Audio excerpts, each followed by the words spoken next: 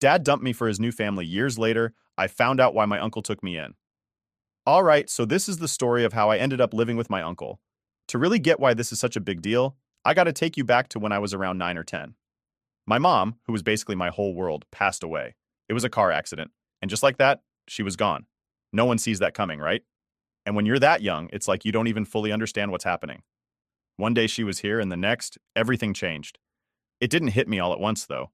It kind of came in waves, like random moments when I'd expect her to walk through the door, but she never did. Now, my dad wasn't really in the picture even when she was around. He had already started a new family by then, got remarried, and had kids with his new wife. So when my mom passed, there was no way I could live with him. I'm not even sure if he wanted me to live with him, to be honest. It wasn't like we had some great relationship. I wasn't angry about it back then. It just was what it was. So my uncle, my mom's older brother, stepped in. He took me in like it was no big deal. He didn't hesitate or make me feel like a burden, which, looking back, was huge. I mean, this guy had his own family, his own kid, my cousin James, and still made room for me. I didn't get it at the time, but now I see how much he really did for me. He basically became my dad overnight, even though no one actually said that out loud. My uncle's always been a pretty stand-up guy. He's the kind of person who handles his business quietly, doesn't talk about what he's done for people. But he made sure I had what I needed. I remember when I first moved in, it was kind of weird. I didn't really know what to do with myself. I mean, how do you even act in someone else's house? They weren't strangers, obviously, but it wasn't my home, you know? My room was already set up when I got there, which was nice. They didn't make me sleep on the couch or anything. It was like they were telling me, "You're part of the family now." Even though it didn't feel that way right off the bat. James, my cousin, was about my age. We were in the same grade, actually. I think that helped a lot because we didn't have that weird older-younger cousin dynamic. He wasn't standoffish or anything either. If anything, he treated me like a brother right from the start, and that helped me settle in quicker than I expected. It was still hard, though. Losing my mom just left this big hole, and even though my uncle and aunt tried to fill that space, it wasn't the same. But I never felt unwanted, which, again, looking back, was pretty lucky. My aunt, though, I'm not sure she felt the same way about me as my uncle did. She wasn't mean or anything like that, but there was this distance, I guess, like she was polite, but not overly warm. It could have just been me, but I always got the feeling she wasn't as thrilled about me being there as my uncle.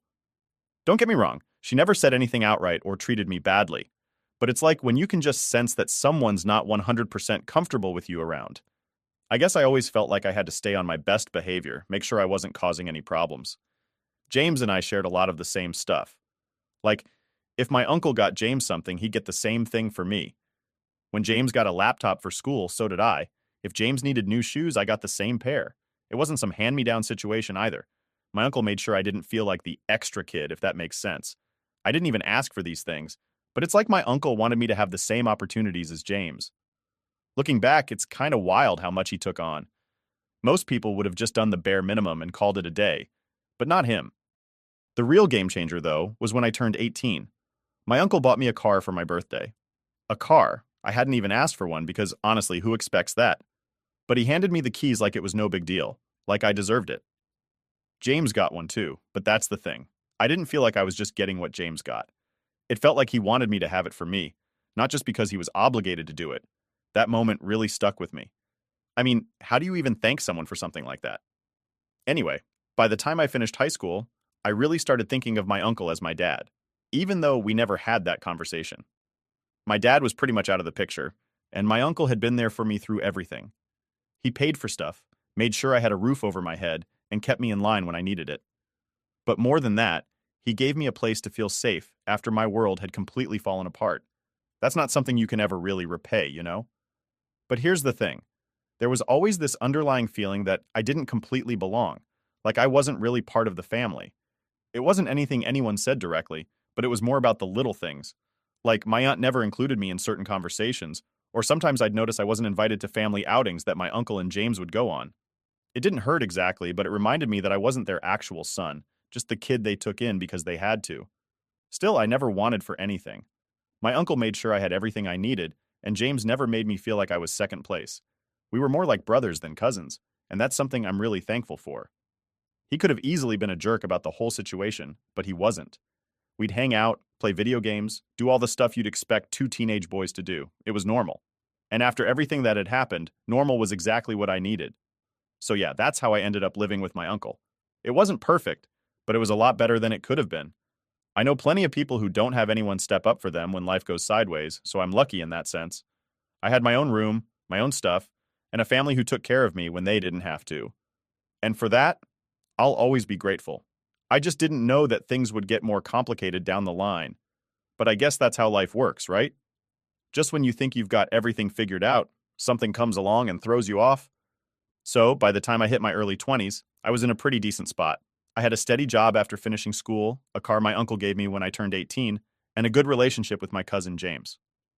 Life wasn't perfect, but I felt like things were going all right. My uncle was still like a father to me, though we didn't always talk about stuff like feelings or whatever. I knew he had my back, and that was enough. In my culture, there's this big deal about owning a home when you're ready to get married. It's kind of expected that by the time you're looking to settle down, you've got a house sorted out. For some people, it's no problem because their parents helped them buy a place. The idea is that you should have everything ready before you even propose to someone. Like, having your own home shows that you're serious and can take care of a family. If you don't, it can be a deal breaker for the woman's family. Now, with my mom gone and my dad not in the picture, I didn't have anyone to fall back on except my uncle. In a way, he became my de facto parent. He'd always made it clear that he was going to help me out, especially when it came to the big things, and I figured that would include buying a house when the time came. He'd already done it for James when he got married, so I just assumed he'd do the same for me. I mean, why wouldn't he? He treated me like one of his own. One day, though, my uncle sat me down to talk about this. He said he was ready to help me buy a home when I was ready to get married. But there was a catch. A pretty big one, actually. He wanted me to change my last name to his. Now, I don't know if this is common everywhere, but in my culture, your last name is a huge deal. It's tied to your identity, your family, and even your status in the community. So when he asked me to do this, it wasn't a small ask. At first, I didn't really know how to react. He said that since he'd raised me, and I was more like a son to him than my actual dad, I should take his name. He also said it would honor my mom's memory since it was her family name too, and not my dad's. I get that. I really do.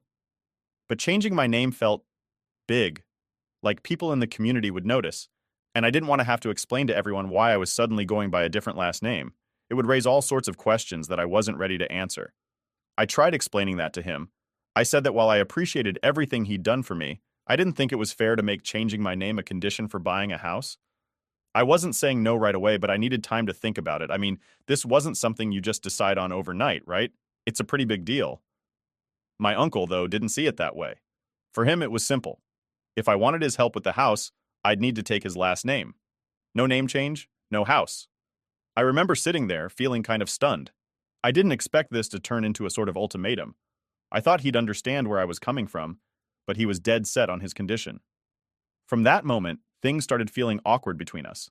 It wasn't like we were fighting or anything, but there was this unspoken tension that hadn't been there before. I could feel it every time we were in the same room. He wasn't being cold or rude, but it was like he was waiting for me to agree to his terms, and I wasn't ready to do that yet. I didn't know what to do, honestly.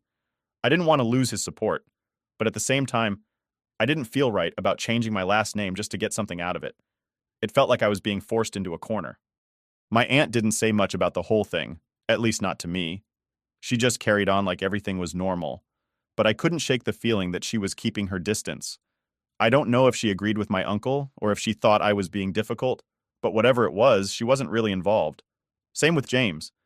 He didn't say anything either, but I knew he knew what was going on. I ended up talking to a few of my close friends about it.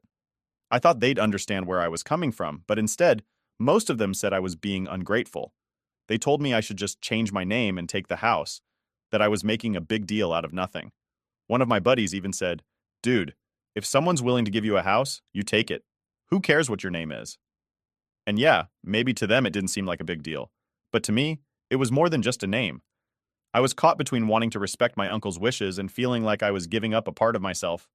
Like I'd spent my whole life being known by this name, and now I was supposed to change it for a house? I know that sounds kind of dumb when I say it out loud, but it really bothered me. The worst part is that I don't think my uncle understood how hard this was for me. To him, it seemed like a simple decision, and the fact that I wasn't jumping at the offer probably made him think I was being ungrateful. And maybe I was, I don't know. But I couldn't shake the feeling that this wasn't just about the house. It felt like I was being asked to give up something more than just a name. I wasn't ready to make a decision right away, and that just made things even more awkward. Every time I saw my uncle, I could tell he was waiting for an answer. I knew I couldn't drag it out forever, but I wasn't ready to say yes or no yet. So I did what I usually do when I'm stuck. I avoided the conversation as much as possible, but I knew that couldn't last forever. At some point, I'd have to make a choice, and whatever I decided would change things between us, for better or worse. I just didn't know which way it was going to go. So, after that conversation with my uncle about the whole name change thing, things didn't just magically get better. If anything, it got worse. Every time we were in the same room, I felt like he was waiting for me to bring it up, like the silence was louder than ever. It wasn't just that he wanted me to change my name, it was like everything between us had shifted, and it made everything feel so awkward. At home, I tried to avoid it, you know? Just keep my head down, focus on work, and pretend like things were normal. But it's not like you can escape from your own house, right? My uncle and I used to talk more, and even though we weren't the type to have deep emotional talks, we still had a decent connection. Now, it was like he was distant and I could feel it. One night, he called me into his office. He was sitting at his desk, papers everywhere like he'd been going over bills or something. But I could tell from the look on his face that this wasn't about work. He didn't beat around the bush. He just came right out and asked me if I'd thought more about his offer. It felt like this heavy weight just dropped in the room the moment he said it. I've been thinking, I told him, which was true. I had been thinking, but I didn't have an answer that was going to make things better. It's just a big deal, you know? Changing my name, it feels like I'm giving up a part of who I am. He didn't say anything right away, just kind of leaned back in his chair and looked at me like he was sizing me up. Finally, he said, "It's not about giving something up. It's about acknowledging who you are and where you come from." I felt like he didn't get it. Or maybe he did get it, and that's why this was so important to him. I told him again that I wasn't sure, that I needed more time to think about it, and that's when he hit me with, "Time isn't going to change anything. Either you understand what this means to me or you don't." That was the moment I realized this wasn't just some casual request from him. To my uncle, this was about respect, loyalty, and family. He wasn't just asking me to take his name because it sounded good. He really believed that by raising me, he'd earned the right to ask this of me, and in his eyes, I should want to do it. But for me, it felt like I was losing control over something that was still mine, my name, my identity, the last piece of my past that was untouched. I told him again that I wasn't ready to decide, but I could see the frustration in his face. He wasn't going to push me, but it was clear that this wasn't just going to go away. After that, things got colder between us. He wasn't rude or anything, but we didn't talk like we used to. He stopped asking me about work, stopped checking in on how I was doing. It felt like I was a guest in the house, not part of the family anymore. My aunt wasn't helping much either. She just avoided the whole thing. James didn't say anything either, and honestly, I'm not even sure if he knew what was going on. It's not like I wanted to bring him into it. This was between me and my uncle. I kept thinking about what my friends had said, that I was being ungrateful, that I should just do it and move on. But it wasn't that simple. I didn't want to feel like I was being bought off with a house, even though that's kind of what it felt like. I didn't want to give up my name just for the sake of keeping the peace. And then there was the whole community aspect. People would definitely notice if I suddenly started going by a different last name, and I'd have to explain it every time. It wasn't just about what my uncle thought, it was about how everyone else would see me too. A few weeks went by and the tension was still there, hanging over everything. I'd wake up every morning with this pit in my stomach, knowing that this was going to come up again, sooner or later. And then, it did. One Saturday, my uncle called a family meeting. I'd never been in a family meeting before, so I knew right away that this wasn't going to be a casual chat. We all sat in the living room, me, my uncle, my aunt, and James. My uncle looked serious, but not angry. He just looked tired, maybe. He started talking about how family is important, how names carry weight in our culture, and how he'd always seen me as his son, even if it wasn't official. I knew where this was going. He wanted me to make my decision in front of everyone. "I need to know what your decision is," he said, looking directly at me. Everyone was staring at me, waiting for what I was going to say. My aunt, who had stayed pretty quiet this whole time, was suddenly really interested in what I was going to do. James didn't say anything, but he was watching too. I sat there for a minute, trying to find the right words. "I understand why this is important to you," I started, and I could see my uncle nodding like he expected me to say yes right then. "But I'm just not ready to change my name." The room went dead quiet. I mean, you could have heard a pin drop. My uncle didn't say anything at first, just stared at me like he was trying to process what I'd just said. My aunt finally broke the silence by standing up and leaving the room without a word. James followed her out, and it was just me and my uncle left sitting there. He sighed, this deep, frustrated sigh, and said, "You're making a mistake." I wanted to argue, to explain myself again, but what was the point? He wasn't going to change his mind, and I wasn't going to change mine, at least not right then. So I just nodded and stood up to leave. As I walked out of the room, I felt this weird mix of relief and guilt. I'd stood up for myself, sure, but I'd also just made things even more complicated. I didn't know how we were going to move forward from this, but one thing was clear. Nothing was going to be the same after that conversation. And honestly, I wasn't sure if I was ready for that either. After that family meeting, things at home felt different. It's hard to explain, but you know when something's wrong and nobody's saying it? Like you can feel it in the air, but everyone's pretending like everything's fine. That's how it was. My uncle didn't bring up the name change again, but I could tell he wasn't happy. The guy wasn't one to sulk or make passive-aggressive comments. He just went quiet, like he was letting the silence speak for him. I tried not to let it get to me, but it did. How could it not? Every time I walked into a room, there was this tension, like he was disappointed in me, and it felt awful. My aunt, on the other hand, barely looked at me. She wasn't even trying to hide it. Before, we weren't super close or anything, but at least we were polite to each other. Now, she didn't even bother with the polite part. If I said good morning, she'd act like she didn't hear me, like I wasn't even in the room. James was the only one who seemed normal. He never brought up the whole situation, and I was thankful for that. We still hung out like we used to, played video games, grabbed food, joked around, but I knew he probably heard everything from my uncle and aunt. He wasn't dumb. He could feel the tension too. I think he just didn't want to get involved, which I respected. It was nice to have at least one person who didn't treat me any different. The weeks went by, and the more time passed, the more isolated I started to feel. It's strange living in a house where you don't feel welcome anymore. It wasn't like I was going to get kicked out or anything. I knew my uncle wouldn't do that. But it started feeling less like home. I started spending more time out of the house, staying at work later, or hanging out with friends more often. I didn't want to be in the middle of that awkward atmosphere, even though I knew avoiding it wasn't going to fix anything. Eventually, I realized I couldn't keep dodging the issue forever. I didn't want things to stay this way, but I also didn't know how to make it right. The name thing was still hanging over everything, and I wasn't sure how to move past it without giving in. Every time I thought about it, I felt trapped. Like, no matter what I chose, someone was going to end up hurt. Then, one evening, I was in my room scrolling through my phone when there was a knock on my door. It was my uncle. That wasn't weird or anything. He'd knocked on my door plenty of times before, but this time, it felt different.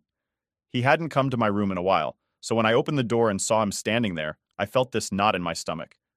He asked if we could talk, and I knew right away what it was about. We sat down in my room, and he didn't waste any time getting to the point. "I've been thinking a lot about our conversation," he started. "About the name." I braced myself, expecting him to push the issue again, but instead, he surprised me. "I don't want this to keep hanging over us," he said. "I've been hard on you, and maybe I haven't been as fair as I should have been." I didn't know what to say. It wasn't like I expected him to apologize, but it felt like that's what he was doing in his own way. He wasn't saying, "I'm sorry," but he was acknowledging that things hadn't been right between us, and that was enough for me. "I'm not trying to force you into something you don't want to do," he continued. "But I need you to understand why this is so important to me. I've always seen you as my son, and in our culture, that means something. It's not just about the name, it's about family, about making things official." I could feel how serious he was, and I understood where he was coming from, but that didn't make it any easier. I didn't want to hurt him, but I also didn't want to feel like I was giving up a part of myself. "I get it," I told him, and I meant it. But it's hard for me. My name. It's all I have left from my past, from before everything changed. I don't want to lose that." He nodded, like he was really listening to me, and for the first time in weeks it felt like we were actually talking to each other again, not just at each other. "I'm not asking you to give up your past," he said. "I'm asking you to build on it. This isn't about erasing who you are, it's about adding to it." I sat there for a while, thinking about what he'd said. I still didn't know if I could do it, but at least now I felt like he understood why I was struggling with the decision. He wasn't just demanding something from me anymore. He was explaining it, trying to meet me halfway. "I don't want this to come between us," he added after a long pause. "But at the same time, I need you to know how much this means to me." I didn't have an answer for him right then. I told him I needed more time to think about it, and he didn't push me. He just nodded and said he understood, then left me alone to figure things out. After he left, I felt a little better, like maybe there was a way to make this work without anyone getting hurt. But I also knew that I still wasn't ready to give him an answer. Changing my name, even for someone who had done so much for me, still felt like too much. I wasn't ready to give that up, not yet. But at least now, I didn't feel like I was completely alone in this. My uncle had opened the door for a real conversation, and that was more than I'd expected. I still didn't know what I was going to do, but at least now it felt like we were both on the same page, or at least close to it. The next few days were lighter, I guess. The tension wasn't totally gone, but it wasn't as heavy as before. My aunt was still kind of distant, but I noticed she wasn't as cold. Maybe my uncle had talked to her, or maybe she was just giving me space to figure things out. James, still being James, didn't say anything about it, but he was around more. We hung out like we used to, and it felt good to have that normalcy back. It wasn't perfect, but it was better. I still had a big decision ahead of me, and I knew that whatever I decided would change things, one way or another. But for the first time in a while, I felt like maybe I wasn't as stuck as I'd thought. Maybe there was a way forward that didn't mean losing everything or hurting the people I cared about. I just had to figure out what that looked like. Update.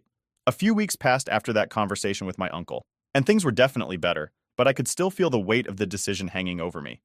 It wasn't as tense as before, but the name change thing was still there, just in the background.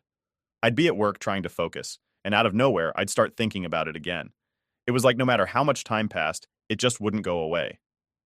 I knew I had to make a decision sooner or later. My uncle hadn't brought it up again, but I could tell he was waiting. He'd given me the space I needed, but eventually, he was going to need an answer, and I couldn't keep avoiding it forever. One Saturday morning, I decided to go for a drive. It wasn't something I did often, but sometimes I just needed to get out of the house and clear my head. I ended up driving for a couple of hours, not really going anywhere in particular, just thinking. I kept going over the same things in my mind. What it would mean to change my name. What it would mean if I didn't. Both options felt heavy, like there was no easy way out. After a while, I pulled over at this little park I used to go to when I was younger. It was quiet, with a few benches scattered around, and not many people were there. I sat down on one of the benches and just let my mind wander for a bit, trying to figure out what I really wanted. Did I want to change my name for my uncle? Or was I holding on to my current name because it was the last thing I had from my old life, from my mom? It was tough. I loved my uncle, and I knew how much he'd done for me. He'd been more of a dad to me than my actual dad ever was. But the name thing, it felt like such a personal choice, and I didn't want to feel like I was being pressured into it, even if it wasn't intentional. Sitting there in the park, I thought about my mom. I wondered what she would have wanted. Would she have wanted me to take my uncle's name? Would she have cared? Or would she have wanted me to keep my own? I didn't know the answer, and it frustrated me that I'd never know. I missed her in that moment more than I had in a long time. I wanted her to tell me what to do, to help me make the right choice. I must have sat there for an hour or so, just thinking, before I finally got up and drove back home. I didn't have an answer yet, but I felt like I was getting closer. I couldn't keep going back and forth forever. At some point, I had to pick a side, even if it wasn't perfect. That evening, when I got home, my uncle was in the living room watching TV. It was the first time in a while that I felt like maybe I could talk to him without things feeling awkward. I wasn't sure I was ready to give him an answer, but I knew I couldn't keep avoiding it forever. I sat down next to him on the couch, and for a minute we just watched TV in silence. I don't even remember what was on. It didn't really matter. After a while, I turned to him and said, "I've been thinking a lot about what you said." He turned off the TV and looked at me, giving me his full attention, like he knew this was the moment we'd both been waiting for. "I know how important the name is to you," I said, "and I understand why you want me to change it. You've done so much for me, and I'm grateful for everything. I wouldn't be where I am without you." He nodded, but he didn't say anything. He was just waiting for me to finish. "But I'm still not sure I'm ready to change my name," I continued. "It's not that I don't appreciate everything you've done for me. It's just, it feels like a big part of who I am. It's one of the last things I have from my past, from before everything changed." I could see him thinking about what I was saying, and for the first time, I felt like he really got it. He wasn't just pushing his own feelings, he was trying to understand mine. "I'm not saying no," I added quickly, "but I need more time. I don't want to rush this decision, and I don't want to make a choice that I'll regret later." He leaned back in his chair, letting out a long breath, like he was processing everything I'd just said. Then he looked at me and said, I get it, I really do. And I don't want to force you into anything you're not ready for. I want you to know how much this means to me. There was a long pause after that, but it wasn't the awkward kind of silence we'd been having before. It was more like we were both finally on the same page, even if we didn't have all the answers yet. I appreciate that, I said, and I want you to know that this isn't about me not wanting to be a part of this family. You've been like a father to me, and that's never going to change, no matter what my name is. That seemed to really hit him, and I could tell that he understood what I was trying to say. I'm proud of you, he said after a while. No matter what name you decide to go by. Hearing that from him, after everything, meant more than I could put into words. It felt like a weight had been lifted off my shoulders, even though the decision was still out there, waiting for me. Thanks, I said, not really sure what else to say. It wasn't a perfect resolution, but it was enough for now. We sat there for a while longer, not really talking, but just being in the same room without the tension that had been hanging over us for weeks. It wasn't perfect, and I knew the decision was still going to come eventually, but at least now I didn't feel like I was carrying the weight of it alone. My uncle understood, and for now, that was enough. I didn't know when I'd make my final choice, but I knew that when the time came, whatever I decided, it would be for the right reasons. Not out of guilt or pressure, but because I'd thought it through and made the choice that was best for me. And that felt like a step in the right direction. Update 2. After that talk with my uncle, things didn't exactly go back to normal, but they felt a lot less tense. We didn't really bring up the name change again, and I think we both kind of agreed to give it some space. It wasn't like the issue was gone, but the pressure wasn't as heavy anymore. He knew where I was coming from, and I understood how much it meant to him. That made it easier to be around each other again. The house felt a little more relaxed, too. My aunt wasn't as cold, and even though she still kept her distance, she wasn't outright ignoring me anymore. I'd catch her giving me a small nod when we passed each other in the hallway or the kitchen, and honestly, I'll take that over complete silence. It was a start. James and I stayed close, like we always had. He still didn't bring up the whole situation, and I appreciated that more than he probably knew. He could have easily taken sides or made it weird, but he didn't. We just kept doing our usual thing, playing games, hanging out. It was nice to have something that stayed the same while everything else felt like it was shifting. But even though things were calmer at home, I couldn't stop thinking about the decision. Every time I thought I was ready to make up my mind, I'd second-guess myself. On the one hand, taking my uncle's last name felt like a big step in solidifying everything he'd done for me, like I was acknowledging all the ways he'd been there when no one else had. On the other hand, it still felt like giving up a piece of who I was. I wasn't sure if I could let go of that, no matter how much I loved my uncle. I kept going back to the park on weekends, just to think. Something about being away from the house, away from the pressure of it all, helped clear my head. I'd sit on the same bench for hours, watching people go by, just letting my mind wander. Sometimes I'd wonder if I was making this a bigger deal than it needed to be. Like, maybe it was just a name, and I was holding on to something that didn't matter as much as I thought it did. But every time I got close to convincing myself of that, I'd feel this little tug. Like deep down, I knew that it did matter. It wasn't just about a name. It was about my past, my mom, and everything that had happened before I moved in with my uncle. Changing my name felt like closing a door on that part of my life, and I wasn't sure I was ready for that yet. I didn't have a deadline, at least not one my uncle had given me, but I knew I couldn't leave it hanging forever. I needed to make a decision, for both of us. Manuel, an old poor man, walks into a luxurious restaurant with his hungry granddaughter, begging for a simple piece of bread. However, the owner cruelly accuses him of theft, in an act that could destroy his dignity. But what happens next, when a waitress decides to take action, leaves everyone speechless? What happens next will leave you speechless. Be sure to watch until the end. Subscribe to the channel and turn on notifications now to be the first to see the conclusion of this story and follow the upcoming ones, which promise to be even more emotional and full of surprises. The torrential rain pounded against the windows of the luxurious restaurant El Paraíso, where the aroma of fine dishes and the murmur of elegant conversations filled the air. It was a night like any other for the regular patrons, until the door swung open abruptly, drawing all eyes to the entrance. A thin and exhausted man, Manuel, stumbled in holding his granddaughter Lucia, a little girl with disheveled hair and wide, frightened eyes. His feet left wet footprints on the polished floor, and his tattered, soaked clothes stood out against the opulent surroundings. "Please." Manuel's voice came out almost as a whisper, laden with desperation. He approached the counter where the owner, Don Javier, watched with a growing look of disapproval. "My granddaughter. She needs to eat. Anything. A soup. A piece of bread." Don Javier raised an eyebrow and crossed his arms. "This is not the kind of place where you give out charity," he responded coldly. The room fell into an uncomfortable silence, the patrons watching the scene with a mix of curiosity and unease. "We're not asking for charity," Manuel said, his voice trembling. "I'll pay as soon as I can, but she needs food now." Don Javier leaned slightly forward, his eyes narrowed. "And how can I know you're not here to deceive us all? Look at you, dressed in rags. You should have thought about that before coming in here." Lucia, clinging to Manuel's wet coat, began to sob quietly. The sound of her distress seemed to echo through the room, heightening the tension in the air.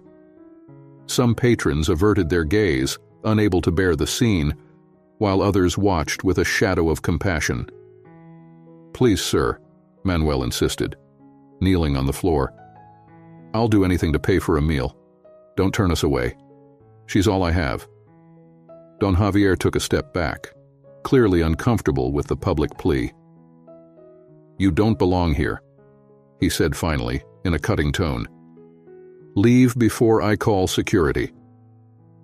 Manuel remained kneeling for a few seconds, feeling the cold of the floor seeping into his bones as desperation took hold of him. Lucia, still shivering, clung tighter to her grandfather, as if finding some comfort in that embrace. The restaurant, once filled with voices and laughter, was now enveloped in tense silence, only interrupted by the muffled sound of the rain outside. Don Javier, standing behind the counter, watched the scene with an unfeeling gaze. To him, Manuel and Lucia were a blemish on his perfect establishment, an uncomfortable reminder of the harsh reality he preferred to ignore.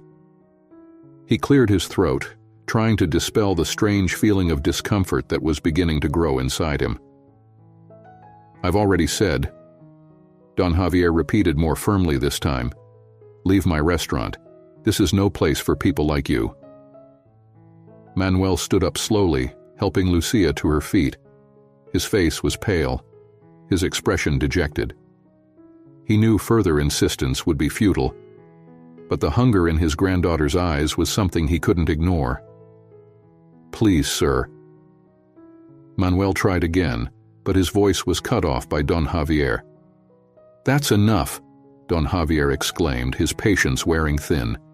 He pointed firmly to the door. "If you don't leave now, I'll make sure you're removed myself." At that moment, Lucia started crying. Tears streamed down her dirty little face as her small shoulders shook with cold and fear. The sound of her crying filled the room, stirring murmurs among the patrons. Some looked away, others exchanged sympathetic glances, but no one moved to help. One of the patrons, a middle-aged man, whispered to his wife beside him, "Of course he's trying to deceive us. He'll probably spend the money on something improper." Don Javier heard the comment and nodded slightly, as if confirming his own decision. However, before he could say anything more, a soft but determined voice rose from the middle of the room. "Enough!" The voice came from a young waitress, Elena, who had been watching the scene with a mixture of concern and empathy. "This isn't right." Don Javier looked at Elena with surprise and irritation. "Elena, this isn't your business. Go back to the kitchen and continue with your work." "No, sir," Elena responded firmly, taking a step forward. "I can't just stand by and watch this. They are clearly desperate, and the girl—" She looked at Lucia, her heart aching. "She needs help." Don Javier opened his mouth to protest, but the words seemed to fail him. He wasn't used to being challenged by his staff, especially not by a young woman like Elena. The silence in the restaurant grew even heavier as everyone awaited Don Javier's response. Elena seized the moment of hesitation. "They're not asking for charity, just a chance. Let me handle this, please." Manuel looked at Elena with gratitude, a glimmer of hope lighting up his eyes. Don Javier hesitated for a few more seconds, his eyes narrowing in frustration. "Do what you want," he said finally, turning with an impatient gesture. "But don't think this will change anything." Elena led Lucia and Manuel to a table in the corner of the restaurant, away from the more critical gazes of the other patrons. Little Lucia was still sobbing softly, her big brown eyes shining with tears, as she clung to Elena's hand as if the young waitress were the only thing keeping her upright. "Sit here," Elena said gently, helping Lucia settle into a chair. "I'll get something for you to eat." Manuel could barely utter the words of thanks that bubbled up in his throat. He was exhausted, both physically and emotionally, but Elena's simple kindness seemed to bring a lightness to his heart that he hadn't felt in a long time. "I don't know how to thank you," Manuel murmured, his eyes filled with gratitude. "You didn't have to do this." Elena smiled at him, a smile that offered more comfort than any words could. "We all need a helping hand sometimes. Wait here. I'll be right back." She quickly went to the kitchen, while Manuel looked around, still feeling the heavy stares on him. The atmosphere in the restaurant was one of tension mixed with curiosity. Many patrons whispered among themselves, unsure whether to feel pity or contempt for the man and his granddaughter. In the kitchen, Elena asked the chef to prepare a bowl of hot soup and a piece of bread. As she waited, her thoughts returned to the scene she had just witnessed. She knew she was risking her job by defying Don Javier, but she also knew she couldn't stand by. The image of little Lucia crying, hungry and helpless, was stronger than any fear of repercussions. When the soup was ready, Elena hurried back to the table where Manuel and Lucia were. As she approached, she saw that Lucia had already fallen asleep, her head resting on the table, too exhausted to wait for the food. "Here it is," Elena said softly, placing the bowl and bread in front of Manuel. "Let her sleep for a bit. The food will be here when she wakes up." Manuel looked at the food, and tears formed in his eyes. "I don't know how to repay you," he said, his voice choked with emotion. "You've given us more than food, you've given us hope." Elena sat down across from him, with a compassionate look. "Sometimes all we need is a small act of kindness to remind us that we're not alone," she replied. "Tell me what happened. Maybe I can help in some other way." Manuel took a deep breath, holding Lucia's small hand as he began to speak. He told her about losing his job, how life had become a constant struggle to find shelter and food, and how Lucia was the only thing keeping him going. Elena listened intently, her heart aching with each word. "We're not beggars," Manuel said, trying to hold back tears. "We just want a chance to start over." Elena felt a determination growing inside her. "You'll get that chance," she promised. "I'll do what I can to help." The conversation was interrupted by a sound coming from the kitchen door. Don Javier appeared, his expression stern, watching Elena and Manuel. He didn't say anything, but the tension was palpable. Elena knew she would have to face the consequences of her actions, but she was ready for it. She's just a child, Elena thought, looking at Lucia. I can't let the world take away the little she has. Manuel held Elena's hand tightly, a silent gesture of gratitude. "Thank you," he whispered again, his voice broken by emotion.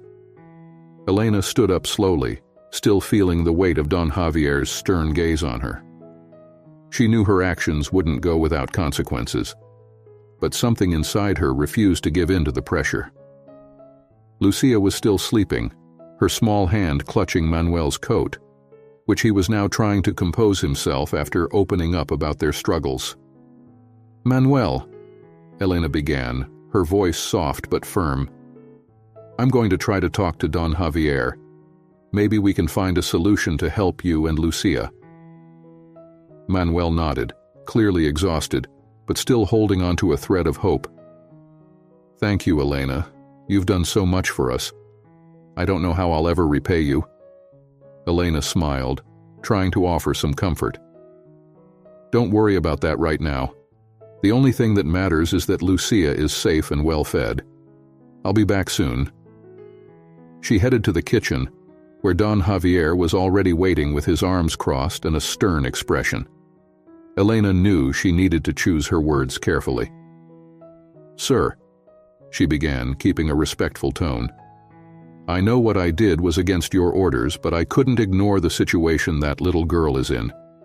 They are desperate and need help. We can't just throw them out into the rain with nothing." Don Javier sighed, running a hand through his gray hair. "You don't understand, Elena. This is a respectable restaurant, frequented by high-level people. If we start helping everyone who comes in asking for handouts, we'll lose our customers. We can't risk that." Elena stood her ground, looking him directly in the eyes. "I understand your concerns, but I believe there's another solution. What if we give Manuel a chance to work here? He could help in the kitchen, clean, do anything. In exchange, they could get food and a place to stay until they get back on their feet. It wouldn't be charity, but a fair exchange." Don Javier hesitated, clearly surprised by the suggestion. He looked at Elena, then at the kitchen door where Manuel and Lucia were. "What if he's unreliable? What if this ends up hurting our business?" Elena took a deep breath, knowing this was her chance to convince Don Javier. "I believe everyone deserves a second chance, sir. And honestly, I don't think they're lying. The little girl, Lucia, she can barely stand. If there's something we can do, we should at least try. If it doesn't work out, I'll take responsibility." Don Javier pondered for a few moments, his face showing signs of internal conflict. He had always been a businessman, focused on maintaining the order and success of his restaurant. But there was something in Elena's sincerity that made him reconsider. "All right," he finally said, his tone less rigid. "We'll give it a try. If Manuel is willing to work hard, maybe we can come to an agreement. But Elena, remember, any problems this causes will fall on you." Elena felt a wave of relief, but also of responsibility. "Thank you, sir. You won't regret it." She quickly returned to the table where Manuel and Lucia were. Manuel looked up, anxious for any news. "What did he say?" "I managed to convince Don Javier to give you a chance," Elena said with a smile. "You can start working here, and in exchange, you'll get food and a place to stay. But it will be just a trial, so you'll need to do your best." Manuel was silent for a moment, taking in what he had just heard. Tears of gratitude filled his eyes once more. "I don't know how to thank you, Elena. I'll do my best not to disappoint you." Elena patted Manuel's shoulder reassuringly. "I'm sure everything will work out. Now, rest a bit and take care of Lucia. Tomorrow will be a new day." Manuel nodded, feeling a weight lift off his shoulders. For the first time in a long time, he felt that things might really get better. He looked at Lucia, who was still sleeping soundly, and whispered softly, "We'll be okay, my dear. We'll be okay." The next morning, the sun rose timidly on the horizon, casting a soft golden light on the El Paraíso restaurant. Manuel and Lucia were sitting at a corner table, enjoying a simple breakfast that felt like a feast after so many days of hunger. Lucia was still a bit sleepy, but the smile on her face brought warmth to Manuel's heart that he hadn't felt in a long time. Elena watched the scene from a distance, feeling a mix of satisfaction and apprehension. She knew this was just the first step, and the real challenge would begin once Manuel started working. Don Javier, on the other hand, remained distant, observing everything with a critical eye. The restaurant began to fill with regular customers, and the pace of the place quickly returned to normal. Elena approached Manuel with an encouraging expression. "Ready to start?" she asked, trying to hide her own concern. Manuel nodded, rising with determination. "I'm ready. I'll do whatever it takes." She led him to the kitchen where Don Javier was already waiting. The owner gave Manuel a stern look, sizing him up from head to toe. "All right," he said in a voice that left no room for doubt. "You'll start by cleaning the tables and then move to the kitchen. I want to see dedication and effort, or this will be your first and last chance." Manuel nodded vigorously. "You can count on me, sir. I'll do my best." The work began immediately. Manuel threw himself into the tasks with a determination that even surprised Elena. He cleaned the tables meticulously, handled the dishes in the kitchen, and attended to any request that came up, all while keeping an eye on Lucia, who played quietly in a safe corner of the restaurant, supervised by Elena. But not everyone in the restaurant was as accepting of Manuel. Some customers started murmuring among themselves, questioning the presence of the man and the girl. "He's just taking advantage of Elena's kindness," one customer whispered to his wife. "Who knows how long he'll last here?" Elena overheard some of these comments and realized that the judgment from others was beginning to affect Manuel. He kept his head down, focusing on his work, but it was clear that the stares and whispers were weighing on him. The tension in the air was palpable, and Don Javier noticed the shift in mood in the restaurant. As the morning progressed, Don Javier decided it was time to address the situation. He approached Manuel, who was cleaning one of the last tables after lunch. "Manuel," he said, his voice firm but not without a note of curiosity, "it seems like you're putting in the effort, but some of our customers aren't very pleased with your presence here. We need to address this." Manuel stopped what he was doing, feeling a chill run down his spine. He knew this moment would come, but he hoped for more time to prove his worth. "Sir, I just want a chance to show that I can be useful. I don't want to be a burden to anyone." Don Javier looked at him with an inscrutable expression, but before he could respond, Elena intervened. "Sir," she said, standing next to Manuel, "I understand the customer's concerns, but maybe we can find a way to show everyone that Manuel is willing to work hard for what he's received. Perhaps if he could help in a more visible way, the customers would see that he's here to contribute." Don Javier considered the suggestion for a moment, his expression showing that he was seriously considering the proposal. "Maybe.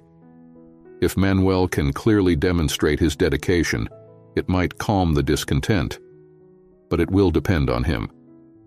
Manuel felt a wave of relief and determination rise within him. "I'll do whatever it takes, sir. Just tell me what needs to be done." Don Javier nodded, slightly softened. "Let's start with that then. Elena, you'll help him learn the more visible tasks. Let's see if he can convince the others with his work." Elena smiled at Manuel, a smile full of encouragement. "We'll do this together," she said. And Manuel felt that for the first time, he was beginning to find his place in the restaurant. As they moved to start the new plan, Don Javier watched from a distance, still doubtful but with a small hope that maybe, just maybe, this act of kindness could turn the situation around. As Manuel and Elena worked together to implement the new plan, the atmosphere in the restaurant began to change gradually. Manuel took on more visible tasks, such as serving customers, cleaning tables efficiently, and even helping with the preparation of simpler dishes. With each gesture, he made sure to show his gratitude and dedication, a genuine effort to prove that he was there to contribute and not just to receive. Lucia, in turn, became a charming presence in the restaurant. The girl, now with a slightly rosier face thanks to regular meals, played quietly in a corner, drawing on sheets of paper that Elena gave her. Her laughter, though shy, began to be heard again, bringing a touch of joy to the environment. However, there were still customers who looked at Manuel with suspicion. The murmurs about his presence had not completely ceased, and this did not go unnoticed by Don Javier. He watched from a distance, seeing some patrons narrowing their eyes as they whispered among themselves. One day, while Manuel was cleaning a table near the entrance, an elderly woman entered the restaurant. Her walk was slow, supported by a cane, and her eyes wandered around the room as if searching for something. Manuel immediately approached her, extending his hand to help her sit down. "Can I help you, ma'am?" he asked, his voice full of respect. The elderly woman looked at him for a moment, her eyes examining him almost maternally. "Yes, young man, I just need a place to rest a bit. The streets are so busy today." Manuel guided her to a table by the window, pulling out the chair so she could sit comfortably. "I'll bring you a glass of water," he said before moving towards the kitchen. While Manuel was in the kitchen, the elderly woman watched Lucia in the corner, her curiosity evident. When Manuel returned with the water, she asked gently, "Is that little girl your daughter?" Manuel smiled slightly, placing the glass of water in front of her. "No, ma'am. She's my granddaughter, Lucia. We're going through a tough time, but Don Javier gave us a chance here." The elderly woman nodded, seeming to ponder his words. She took a sip of water and after a moment of silence said, "You know, young man, kindness is a rare currency, but when you spread it, it tends to return multiplied. I'd love to know what you think of the story so far. If it's touching you, leave a like and comment on what impressed you the most and where you're watching from." Before Manuel could respond, she stood up with some difficulty and went to Don Javier, who was at the counter. "Sir," she said, her voice gentle but filled with determination, "I'd like to pay for this young lady's meal today, and also I'd like to give her a toy. I have one in the car that I bought for my granddaughter, but I believe this little one would appreciate it even more." Don Javier was surprised but nodded respectfully. "Of course, ma'am. It will be a pleasure." The elderly woman smiled and, with Manuel's help, left the restaurant to fetch the toy. When she returned, Lucia was next to Elena, looking at the bowl of soup she was about to eat. The elderly woman approached, handing the toy, a doll dressed in a bright blue dress, to Lucia, who looked at the gift with wide eyes of surprise and gratitude. "This is for you, dear," the elderly woman said, stroking Lucia's face. "I hope it brings you lots of joy." Lucia held the doll with both hands, as if it were the most precious treasure she had ever received. "Thank you, ma'am," she whispered, her eyes shining with emotion. The scene deeply touched the other customers in the restaurant. One by one, they began to approach, offering small gestures of kindness. One customer left an extra tip on the table, whispering to Elena, "Let this help the little one." Another customer left a bag of clothes at the entrance, asking for it to be given to Manuel and Lucia. Don Javier, who observed everything from his place at the counter, felt a strange warmth in his chest. The transformation happening in his restaurant was something he had never witnessed before. The solidarity of the customers, the change in attitude towards Manuel and Lucia, all of it was altering the atmosphere of the place in a way he had never imagined. Elena noticed Don Javier's thoughtful gaze and approached him. "Sir, it seems like things are changing," she said softly. Don Javier nodded, still looking at the customers who now seemed more united, closer to each other. "Yes, Elena," he replied, his voice carrying a touch of admiration. "Maybe kindness really is contagious." Manuel looked around, seeing the donations and the customers' smiles, and felt tears welling up in his eyes again. For the first time in a long while, he felt that he was not alone. Little Lucia, still holding the doll, ran to him and hugged him tightly. "We're okay, Grandpa," she whispered, and Manuel knew that finally they were finding a place where they could start over. In the days that followed the miracle of solidarity, the restaurant El Paraíso began to transform into a symbol of compassion in the small town.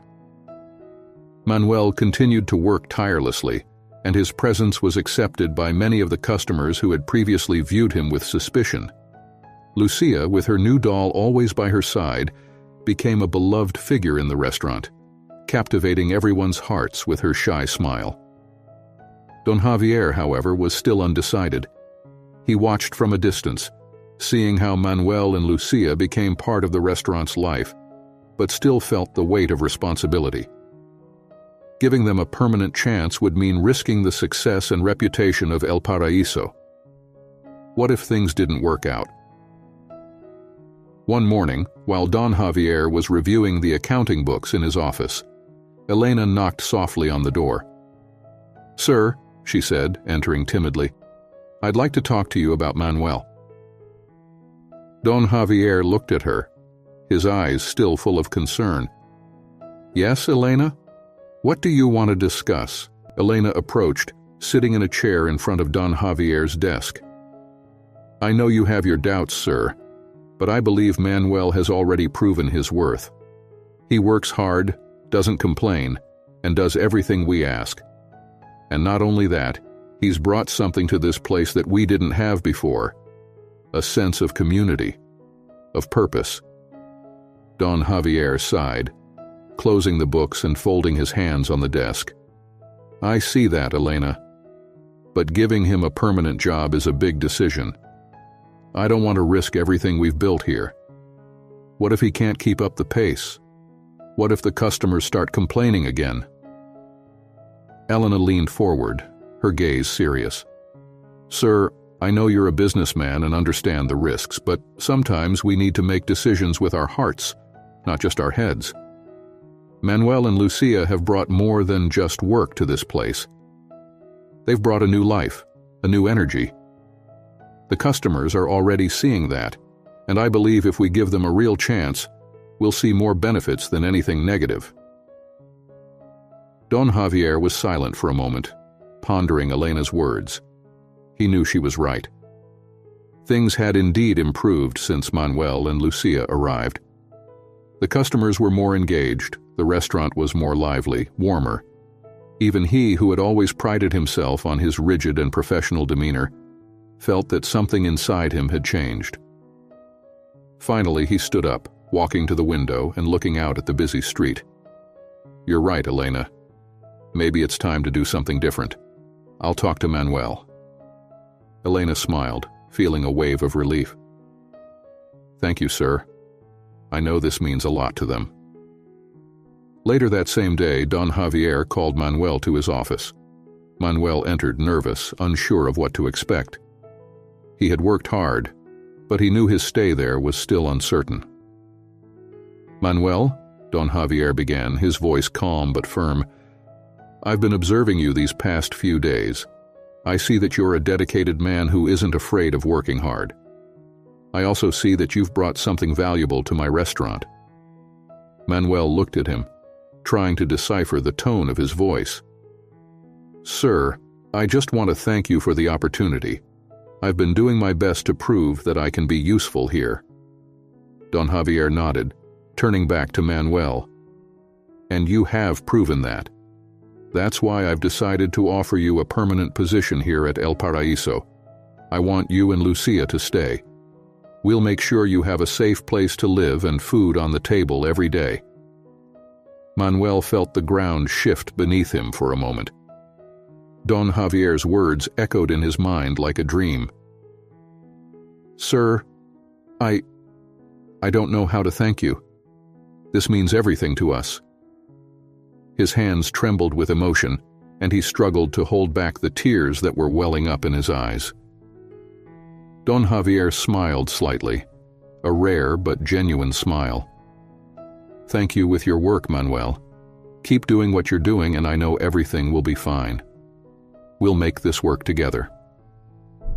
Manuel could no longer hold back the tears. He reached out his hand to Don Javier, who shook it firmly. "Thank you, sir. Truly, thank you." Don Javier nodded again before returning to his professional tone. "Now get back to work. We still have a long day ahead." Manuel left the office with a light heart, feeling as if a huge weight had been lifted from his shoulders. He walked back to the dining area, where Elena was waiting anxiously. Seeing the smile on his face, she immediately knew the news. "We did it," Manuel whispered, unable to contain his joy. "He gave us a real chance." Elena hugged Manuel, sharing in his happiness. "I knew he would do the right thing. Now, just keep showing how much you deserve to be here." At that moment, Lucia ran to Manuel, holding his hand tightly.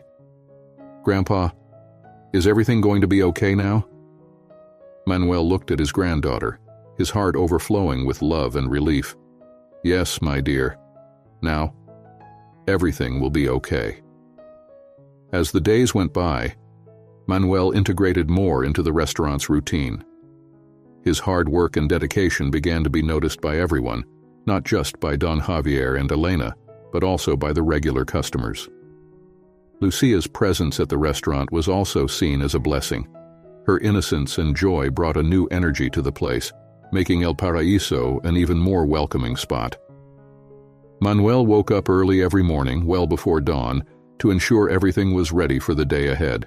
He helped set up the tables, prepared the utensils, and when the first customers arrived, he was already at his post, ready to serve with a smile on his face. Lucia, meanwhile, spent her mornings drawing in her designated corner, always lovingly watched over by Elena.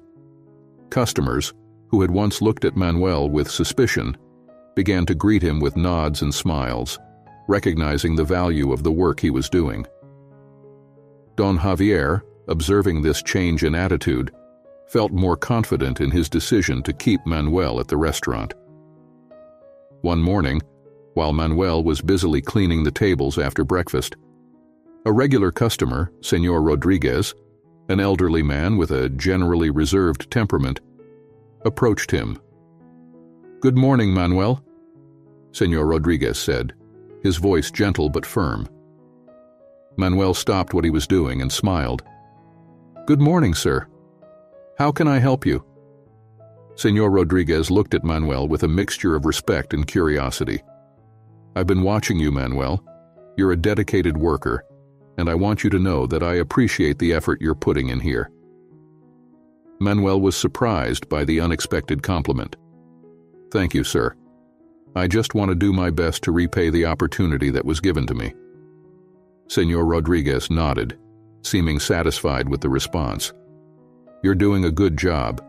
Keep it up, and soon you'll see that people here will start to see you as part of the family."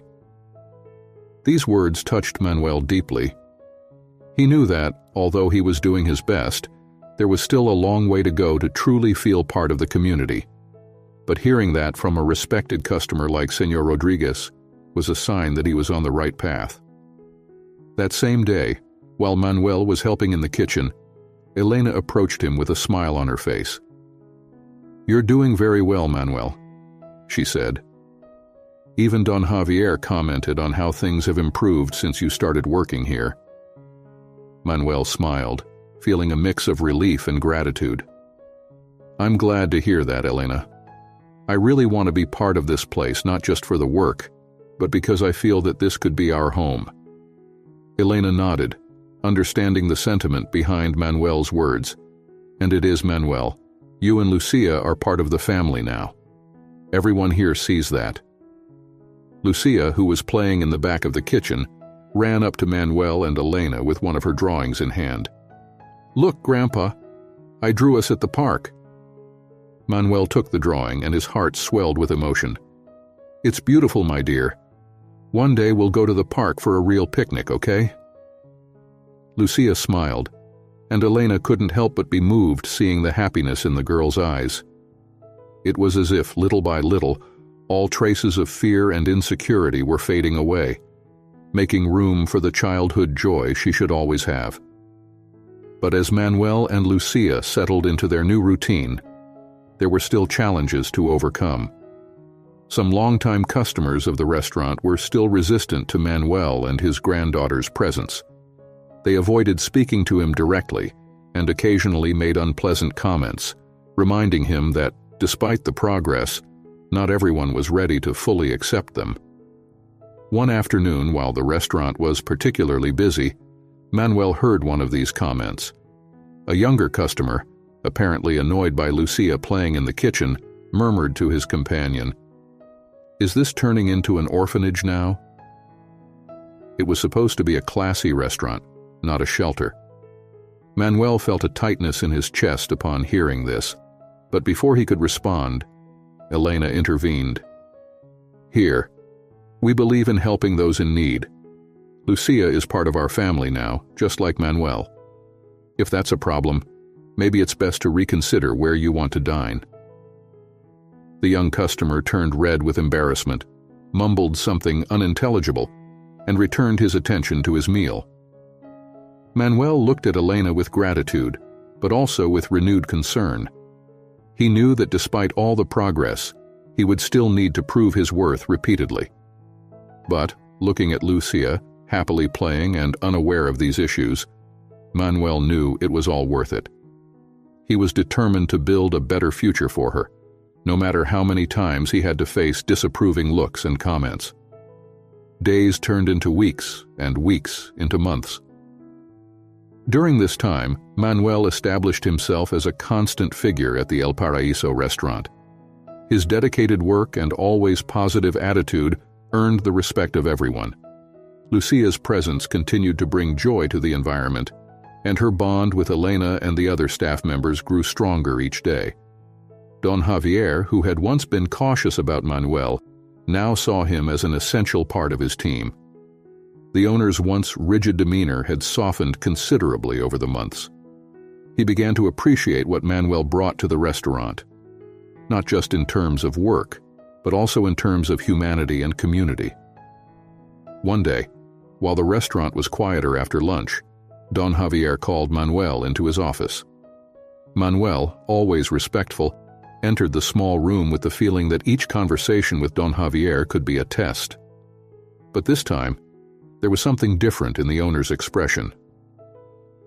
"Manuel," began Don Javier as he sat behind his desk, "I've been thinking a lot about everything that's happened since you and Lucia arrived here.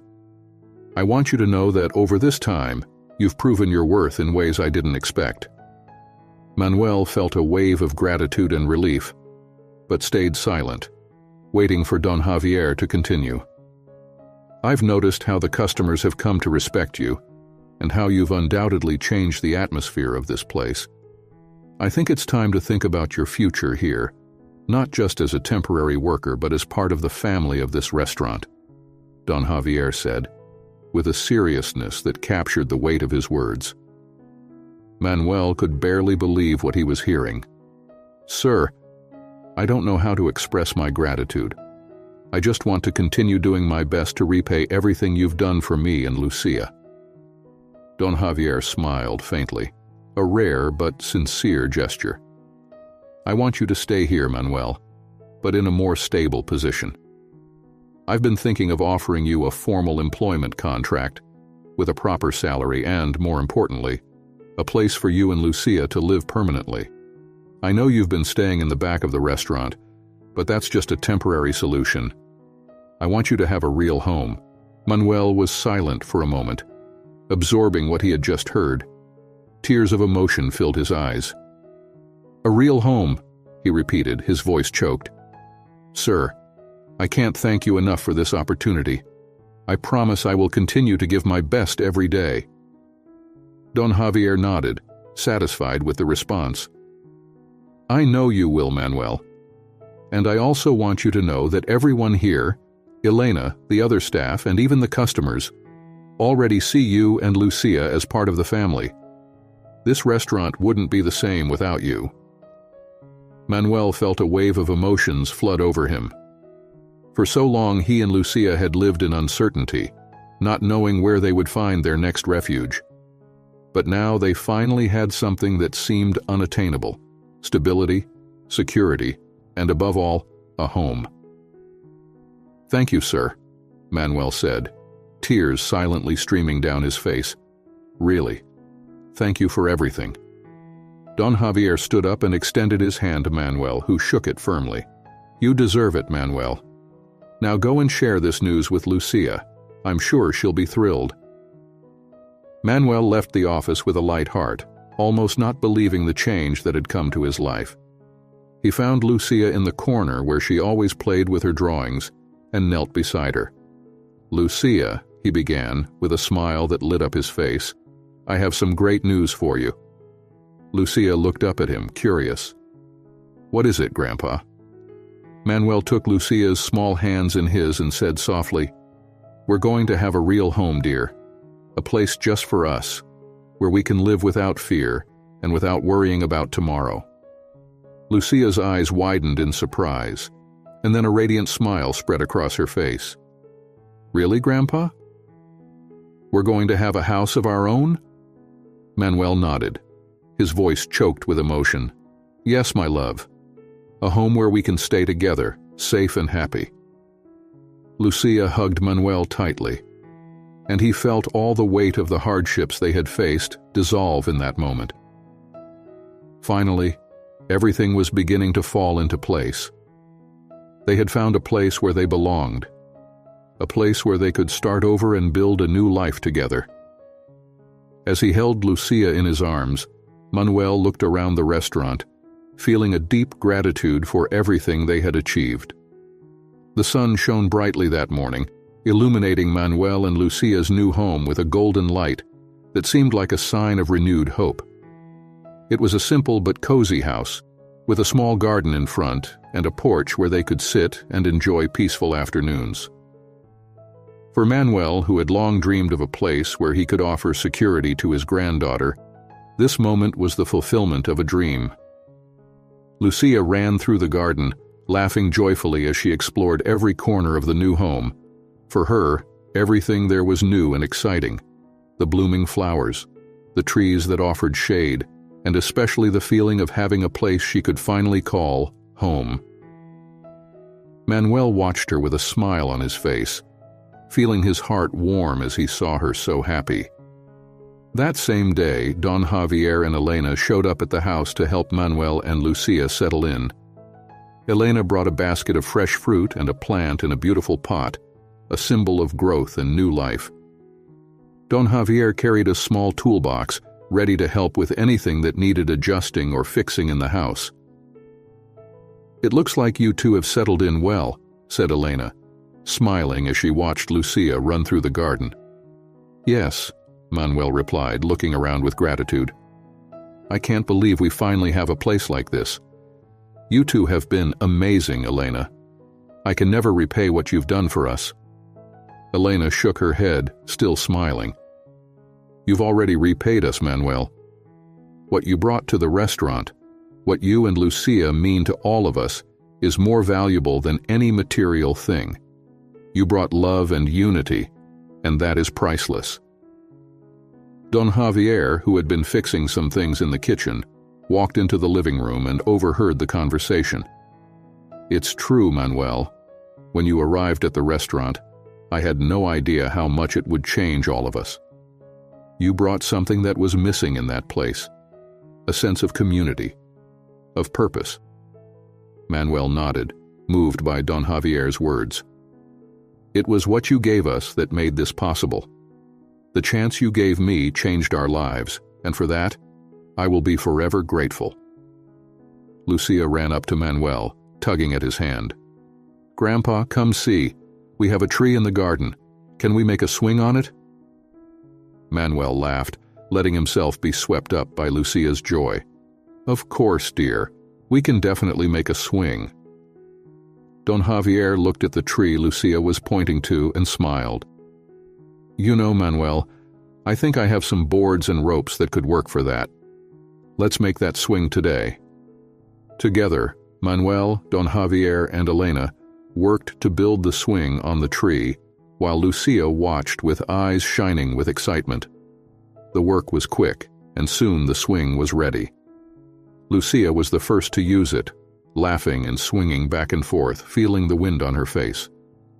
As he watched Lucia play, Manuel felt a deep peace settle over him. Everything he had fought for, all the challenges he had faced, had finally paid off. He had found a home, a safe place for Lucia, and friends who had become a true family for them. "Elena, Don Javier," Manuel said, turning to them. "You have no idea what this means to us. I don't know what would have happened if it weren't for you." Elena smiled and placed her hand on Manuel's shoulder. "You'll always have us, Manuel. We're family now, and we'll keep looking out for each other, no matter what happens." Don Javier nodded in agreement. "You've found a home here, Manuel, and there will always be a place for both of you at El Paraíso. This is just the beginning of a new life for you." The sun began to set on the horizon, casting shades of orange and pink across the sky. Lucia kept swinging, laughing and calling for Manuel to push her higher. Manuel smiled, feeling the warmth of love and happiness around him. He joined his granddaughter, pushing the swing while she laughed and shouted with joy. Elena and Don Javier watched, satisfied and moved as they saw how Manuel and Lucia's lives had improved. And so, as the day turned into night, Manuel and Lucia finally found the peace and security they had longed for. They had overcome hardships, built new friendships, and, most importantly, found a home where they could start anew. The restaurant El Paraíso would continue to be a special place for them, a symbol of hope, love, and second chances. Manuel knew that the journey would continue, but for the first time in a long while, he was ready to face the future with confidence and gratitude. After all, he knew that with the support of his new family, he and Lucia could overcome any challenge life might bring. If this story touched you, subscribe to the channel and turn on notifications so you don't miss anything. Share with your friends and check out the next video appearing on the screen. You'll love it. Older kids who disowned me over a decade ago. Wants to reconnect, but I moved on already. I married young, fresh out of high school, swept up by what felt like true love. We were young, impulsive, and ready to take on the world together. By the time I was 25, we had 3 kids, Jason, Emily, and little Sarah. We built a life that on the surface looked picture perfect, but underneath, the cracks were starting to show, exacerbated by hidden resentments and my then wife's growing distance. When our oldest Jason was 10, my wife started having an affair. The unraveling of our marriage was swift and brutal, culminating in a separation that left deep scars, especially since we decided to keep the real reason hidden from the kids. They didn't know why we divorced, only that soon after, their mother and I lived separate lives. This secrecy bred resentment, and as the years passed, it seemed they blamed me exclusively. The relationship with my kids deteriorated as they grew older.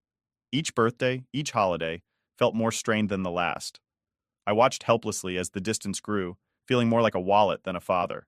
Whenever I reached out, tried to explain or show affection, it was met with cold indifference or outright hostility, often encouraged by their mother's subtle insinuations about my character and intentions. Then came the lowest point of my life, an overdose attempt that landed me in the hospital. It was a wake-up call, a realization of how far I had fallen. My boss, a steadfast friend, offered me a lifeline, a job across the country. Desperate for a change, I took it. It was a chance to escape, to build something new without the shadows of my past constantly hovering over me. In this new city, life slowly began to piece itself back together. I met Anna, a woman with a gentle strength that seemed to see right through the facade I had built around my old wounds. She was patient, loving, and most importantly, she offered a new perspective on life, one rooted in understanding and recovery. With her help, I battled out of the severe depression that had gripped me for years. 10 years passed in this new life, and I was happy, genuinely happy. Anna and I had 2 wonderful children, and I had all but severed ties with my past, including telling my mother to stop updating me about my estranged children. However, the facade of this newly found peace was shattered when I received an unexpected invitation to my middle daughter Emily's wedding. The invite, surprisingly forwarded by my mother despite my requests, sent me spiraling. I didn't attend, couldn't face that part of my past. The decision was painful, laden with what-ifs and could-have-beens. It was a stark reminder of the bridges I had burned and the emotional toll of my decisions. The years continued to roll by, each one distancing me further from my previous life, until one unsuspecting evening, my phone rang. A familiar area code flashed across the screen. Without thinking, I answered, only to hear a voice softly say, "Dad?" Panic seized me, and I blurted out, "Sorry, you must have the wrong number," before hastily hanging up. They tried to call back several times, but I blocked the number, convinced it was Emily or perhaps Sarah, trying to reach out. The fear of reopening old wounds, of confronting the past I had worked so hard to move beyond, was overwhelming. I found myself shaken, the old anxieties and fears creeping back in. Now, as I recount this tale, I wrestle with mixed emotions. Am I justified in wanting to keep these doors closed to protect the life I've rebuilt, or am I simply running from my responsibilities, my past? The thought of facing my children now, after all these years, brings a turmoil that I thought I had long overcome. Am I an a-hole for turning away from them, or is this just a necessary measure to maintain my sanity? This narrative isn't just about the mistakes of the past or the attempts at redemption.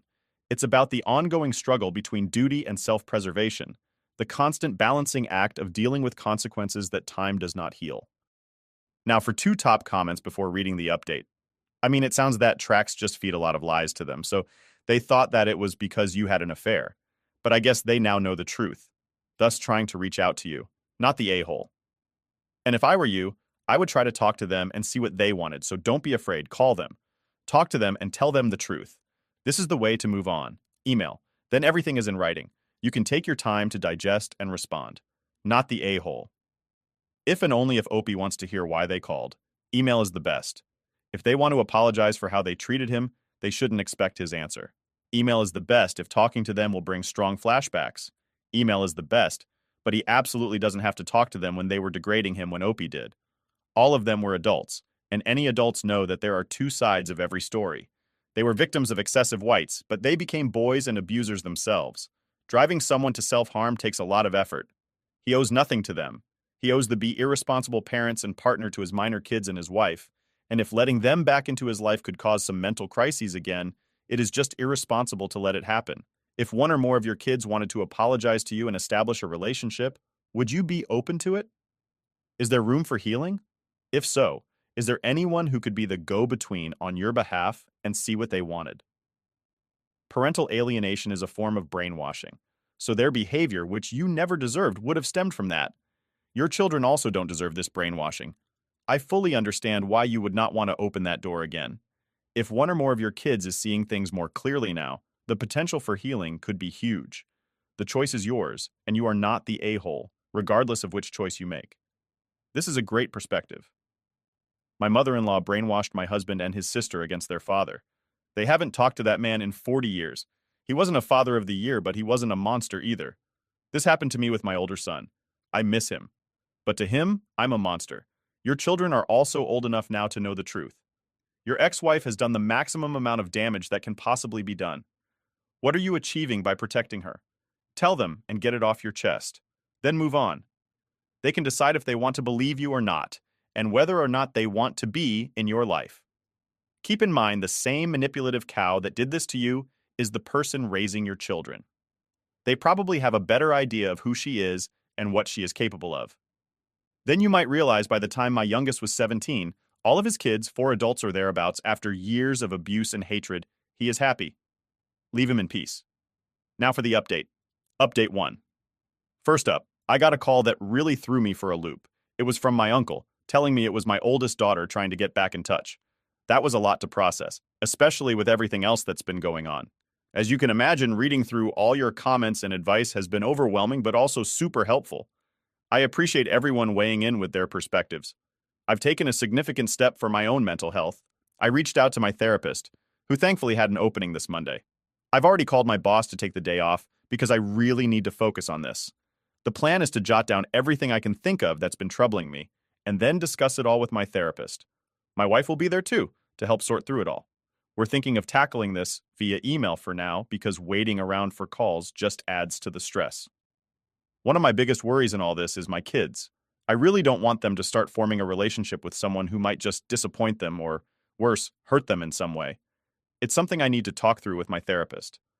I want to make sure I handle this delicately and correctly, not just for my sake, but for theirs too. Honestly, that's about it for updates at the moment. I've gained so many different perspectives from all of you, and while it's been incredibly helpful, it's also a bit much to take in all at once. I think this is going to be a slow and careful process. I'm still not even sure why she's trying to get in touch now, after all this time.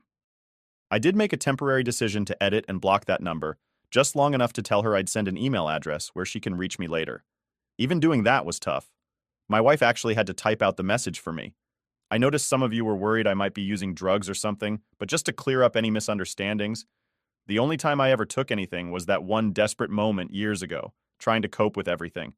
And I haven't moved on from our last communication until now, when my youngest is 19 and my oldest is 24, 2 years since we last spoke.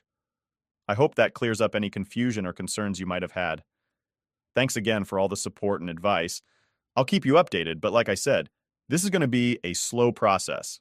I need to take things one step at a time, carefully and thoughtfully, to ensure the best outcome for everyone involved, especially my kids. Now for 2 top comments before reading the update. Comment 1. If one or more of your kids wanted to apologize to you and establish a relationship, would you be open to it? Is there room for healing? If so, is there anyone who could be the go-between on your behalf and see what they wanted?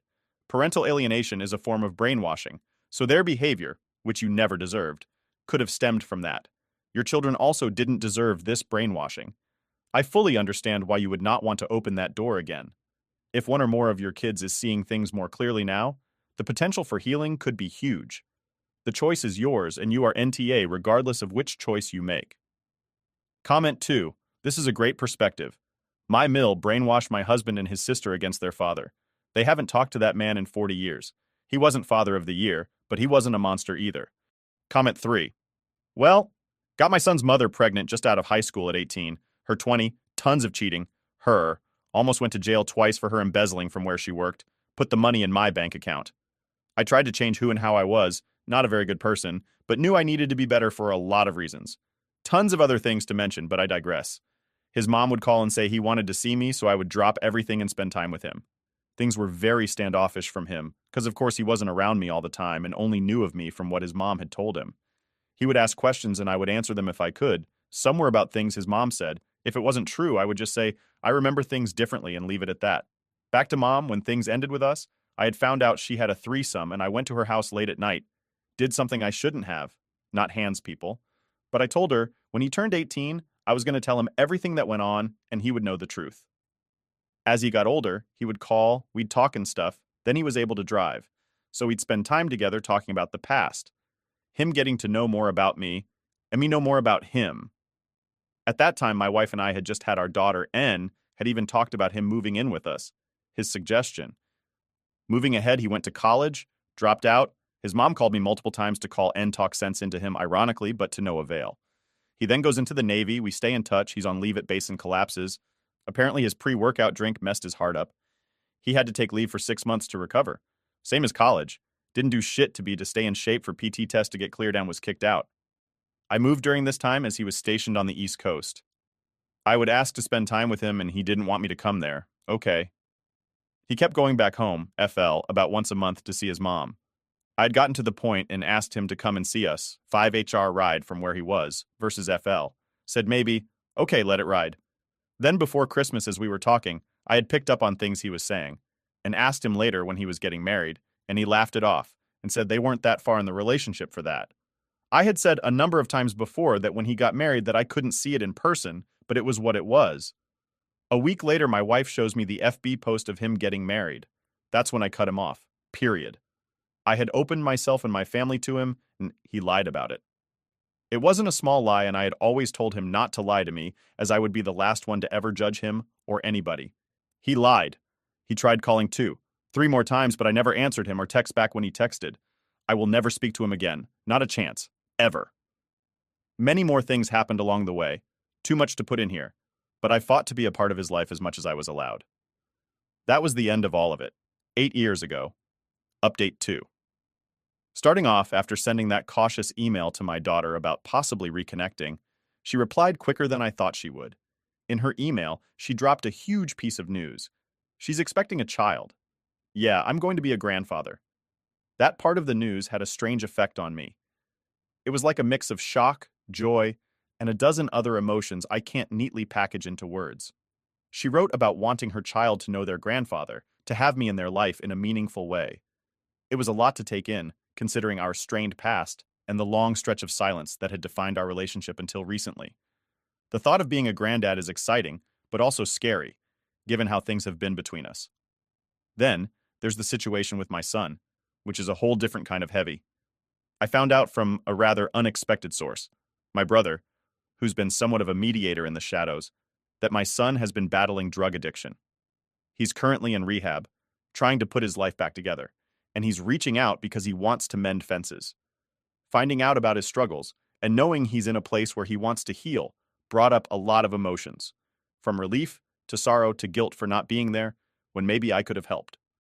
Navigating how to support him through this, even from a distance, has been challenging. I've started writing him letters. It's an old school approach, but it feels right. It gives me time to think about what I want to say without getting overwhelmed by the immediacy of a conversation.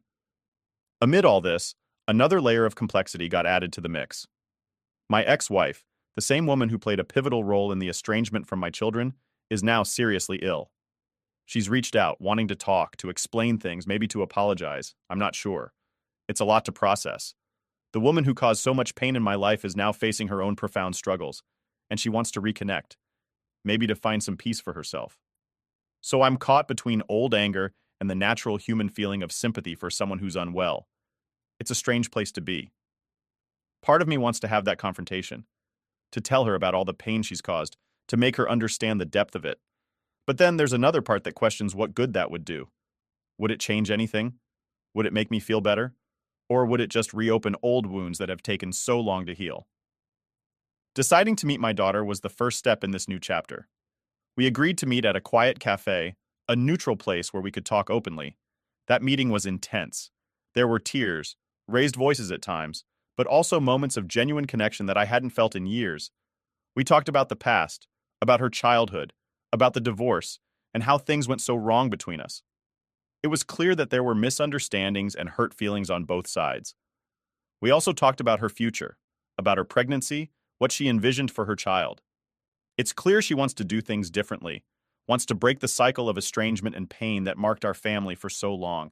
It's a lot of pressure, a lot of responsibility, but also a chance for something new, something better. As for my son, the letter writing has been therapeutic for both of us, I think. He's shared some of his journey through recovery, the ups and downs, the setbacks and victories. It's given me insight into his struggles and a new perspective on what he's been through. It's also shown me how much I missed, how much I didn't see, and how maybe things could have been different if we'd managed to keep the lines of communication open. Now, regarding my ex-wife, I'm still undecided. I haven't responded to her yet. It's a decision I'm wrestling with daily. I find myself asking whether I'm ready to face her, whether I can handle whatever she has to say, whether it's worth the emotional toll it might take. In all of this, the support from Anna, my wife, has been my rock. She's been incredibly supportive, helping me navigate these complex emotions and decisions. We've spent many nights talking it through, weighing the pros and cons, trying to figure out the best path forward, not just for me, but for our family as a whole. The impact of all this on my mental health hasn't been small. There are days I feel overwhelmed, unsure if I'm making the right choices, if I'm handling things the best I can. But I'm trying to take it one day at a time, to process each piece of information, each emotion as it comes, and to make decisions that are thoughtful and considerate, not just reactive. Reflecting on all of this, it's clear that this journey of reconciliation and healing is going to be long and complicated. There are no easy answers, no quick fixes. It's going to require patience, understanding, and a lot of hard conversations. But I'm hopeful. Hopeful that out of all this pain and complexity, something good can emerge, something lasting. Thanks for sticking with me through this long update. Your words of encouragement and advice have meant the world to me. I'll keep you posted on how things progress, on the ups and downs, and on the lessons learned along the way. Here's to hoping for more ups than downs in the days to come. Update 3. Hey everyone, your insights and encouragement have been a beacon during these tumultuous times, so thanks for that. So let's dive into what's been happening. After much internal debate and several sleepless nights, I decided to meet with my ex-wife. It was not a decision I took lightly, considering all the water under the bridge and the storms we've weathered, both separately and together. We met at a quiet cafe, a place neutral enough to not stir too many memories. Seeing her after all these years, visibly weakened by her illness, was a shock to the system. She spoke a lot, mostly apologies, expressing regrets about her past actions and the destructive path she led us down. She tried to explain her reasons, mostly rooted in her own insecurities and failures. I listened more than I talked, A part of me was processing the pain, while another part was oddly detached, trying to find some semblance of understanding in her words. It was an emotionally draining meeting, and I left feeling a mixture of relief and exhaustion. Forgiveness hasn't come fully yet, but I'm on the path to understanding, and maybe that's a start. On a brighter note, the relationship with my daughter has taken a positive turn. She's nearing her due date, and the anticipation of welcoming a new life has somehow brought us closer. We've spent weekends picking out baby stuff, setting up the nursery, and just talking, really talking, about our lives, hopes, and fears. It's been a healing process, repairing old wounds with new memories. This experience has given us a project to focus on together, and it's more than just preparing for a baby. It's about laying down the foundation for a new phase in our relationship. My son's journey has been equally heartening. His completion of the rehab program marked a significant milestone, and the man he's becoming fills me with pride. We've been meeting up regularly, taking it slow, allowing ourselves the space to explore this new dynamic. He's been joining family dinners, and seeing him interact with his siblings has been reassuring. There's an awkwardness, sure, but beneath that, there's a genuine effort on all sides to connect, which is more than I could have hoped for. Anna, my incredible wife, has been nothing short of amazing through all of this. Her support isn't just in the big gestures, but also in the quiet moments when I've needed it most. Her growing relationship with my children from my previous marriage is developing at its own pace. It's cautious, yet there's a mutual respect that I believe can blossom into something meaningful with time. She's been involved in every step, helping navigate the complexities of blending two families, always with a grace that amazes me. One of the unexpected joys has been the interest from my younger kids in getting to know their older half-siblings. They ask questions, show a keenness to connect, and have brought a lightness to family gatherings that might otherwise have been tense. These interactions, though still in their early stages, hold a promise of a blended family that not only coexists, but supports one another. Mentally, I'm in a much better place. Regular therapy has been transformative, providing me not just with coping mechanisms, but also with insights into my own behaviors and fears. Learning to forgive others has been challenging, but learning to forgive myself has been another journey altogether. Each session, each conversation helps peel back layers of guilt and regret, replacing them with something a little more like hope. Looking ahead, there's still a lot of road to travel. Relationships are complex beasts, and they require constant nurturing. The work isn't easy, and there are days when the old fears and doubts creep back in, whispering that it's all going to fall apart again. But then I look at how far we've come, how far I've come, and I find the strength to keep going, to keep trying, to keep building. The excitement of becoming a grandfather is something I'm looking forward to with a mix of joy and nerves. It represents a new chapter, not just for my daughter, but for me as well. It's a chance to experience the joys of young life again, through a lens of wisdom gained from many hard-learned lessons. It's also a reminder of the cycles of life, of how we get chances for redemption in ways we might not expect. In this update, I wanted to convey not just the changes and challenges, but also the quiet victories and the soft moments of realization that come unexpectedly. Whether it's a smile across the dinner table or a successful conversation that ends with a hug instead of a hurried goodbye, these are the moments that stitch the fabric of our newly reconstructed family tighter together. Thanks for walking this path with me, for your stories and advice, for your tough questions and kind words. I'll keep sharing as this journey unfolds, through the ups and downs, the setbacks and successes. Here's to more ups than downs, to more healing than hurt, and to finding peace in the chaos of change. Cheers to what comes next, and may it bring more light than shadows. Last update. First things first, I became a grandfather. My daughter gave birth to a beautiful baby girl a few weeks ago, and I was there in the hospital, holding her hand through it all. It was an incredibly emotional experience, seeing new life come into the world and knowing this little one is part of my family. Holding my granddaughter for the first time was a moment of pure joy, mixed with a deep sense of gratitude for the repaired bonds that made this moment possible. My daughter and I have come so far, and though it's been a bumpy road, it feels like we're finally on solid ground. My son is continuing to do well in his sobriety journey. We meet regularly and our relationship is stronger than ever.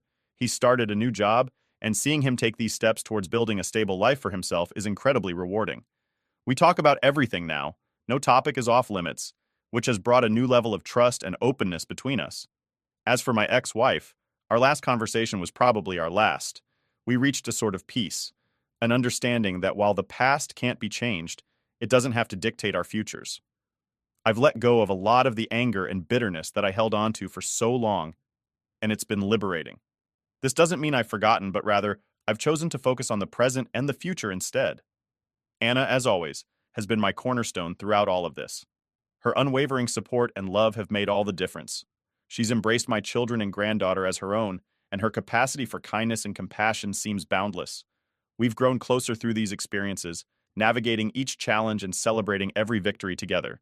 The younger kids are thrilled to have a new cousin, and they're already proving to be doting siblings. Integrating my family has had its challenges, but these moments of joy and unity remind me why it's been worth all the effort. In terms of personal growth, this journey has taught me more about myself than I ever expected. I've learned the true value of forgiveness, the strength required to rebuild trust, and the power of letting go of past hurts. Therapy has been a crucial part of this process, giving me the tools to deal with my emotions healthily and constructively. Looking back, if someone told me a few years ago that I would be where I am now, I would have been skeptical, to say the least. But life has a way of surprising us, of throwing us into the deep end and giving us the chance to swim. I've learned that it's not just about surviving the storm, but also about learning how to dance in the rain, to embrace each challenge and find the lessons it holds. As I close this chapter, I'm not just saying goodbye to the past, but also looking forward to the future with a hopeful heart. I plan to spend more time with my family, to cherish every moment with my granddaughter, and to continue building those bonds that we've worked so hard to strengthen. Thank you all for your support, your advice, and your kind words throughout this journey. Your comments have been a source of comfort and wisdom, helping guide me through some of the toughest times. While this is my last update, I'm excited about what's next, and I'm ready to embrace whatever comes with open arms. Here's to new beginnings, to family, to love, and to life. May we all find peace and happiness on our paths. Cheers to the road ahead, and thank you from the bottom of my heart for being a part of my journey. Kicked out at 18. Now, 10 years later, my parents have lost everything. Hey everyone, just wanted to share a bit about my background, which I guess is a little different from what most people might expect. I'm a 30-year-old guy, and growing up, it became pretty clear to me that my parents hadn't planned on having kids at all. I was an only child, and from what I've pieced together from relatives, it sounds like my parents were set on being child-free when they got married. They've pretty much confirmed it without saying it outright. My early childhood days were okay, I guess. I remember them being around more when I was little, probably because little kids are cute and easy to show off. But as I started getting older, past that cute phase, I noticed a shift. My parents both worked a lot. They had this business they started together, and honestly, it was like their first real kid. That business was everything to them, and I often felt like I was just there, kind of like background music in their busy lives. We didn't have any close family members nearby. My grandparents and other relatives lived states away, and I barely knew anything about them until I was much older. So, without any real family connection nearby, I ended up being pretty much raised by whatever was on TV and whatever my school teachers felt like drumming into me. Birthdays? Well, by the time I hit my teens, they were nothing special. My parents would hand me some money and tell me to just buy whatever I wanted. That was their idea of a celebration. Christmas and other holidays were pretty much the same deal. I actually had to convince my parents to buy a fake Christmas tree when I was 10 because they didn't see the point in keeping up that kind of tradition. I wanted at least that bit of normalcy, you know? So, we got this fake tree that I could set up and take down each year by myself. As for my parents, if I had to paint a picture of them, think of those folks who always dress in black, sip wine like it's water, and have that kind of aloof air that makes you think they're probably judging you. That's them. And from what I can tell, not much has changed over the years. Last I saw them, my dad was still rocking his toupee, and they both seemed exactly like they always were. Now, when I turned 16, I asked my parents if I could work part-time for them at their business, and they just told me they had no open positions or anything like that. They may as well have just come right out and said they didn't want me there. After I turned 18, my parents told me that since I was an adult, they expected me to move out as soon as I was able. I was working part-time because I was still in high school, and I didn't have anywhere near enough saved for college. And not long after high school ended, my parents told me to pack up and move out. They got an official eviction notice that gave me 30 days and everything. They didn't even help me move. I had to get help from a friend's dad who owns a truck. I ended up renting a crappy apartment and working retail. I had no real-life experience and no time for college. Then, after just a few months, I got fired because my manager legitimately had it out for me and wrote me up for the stupidest things. I don't even remember what they were anymore, but I wasn't the only one the manager treated that way. I called corporate about it, and so did a few other people. Corporate looked into the manager, and they were soon fired for various reasons, not many of which I actually know since it was mostly kept quiet. But someone told me theft of cigarettes was a part of it, and the manager was a chain smoker. Corporate refused to rehire me, and only said that they'd changed the record to say I was laid off instead of terminated, so my resume would still be clean. Yes, they considered me damaged goods or something. I ended up going broke pretty fast because I was terrible at managing my own money and couldn't find steady employment. So I lost my apartment. I went back to my parents begging for help, but they refused to take me in, not even for a little while to get back on my feet. I ended up homeless and living out of a tent in someone's backyard in winter. My friends had all moved on to college, some in other states, and I was a kid taking whatever work I could to stay alive. My salvation came when one of the neighbors of my parents found out I was living out of a tent and offered to take me in for a little while, so I wouldn't freeze. She helped me badger my parents into telling me how to get in touch with the other members of my estranged family. My parents did not want to say, "My guess is out of fear of being judged for throwing their son out the way they did," but they coughed up the info and gave me a list of contact details, and then told me not to bother them ever again.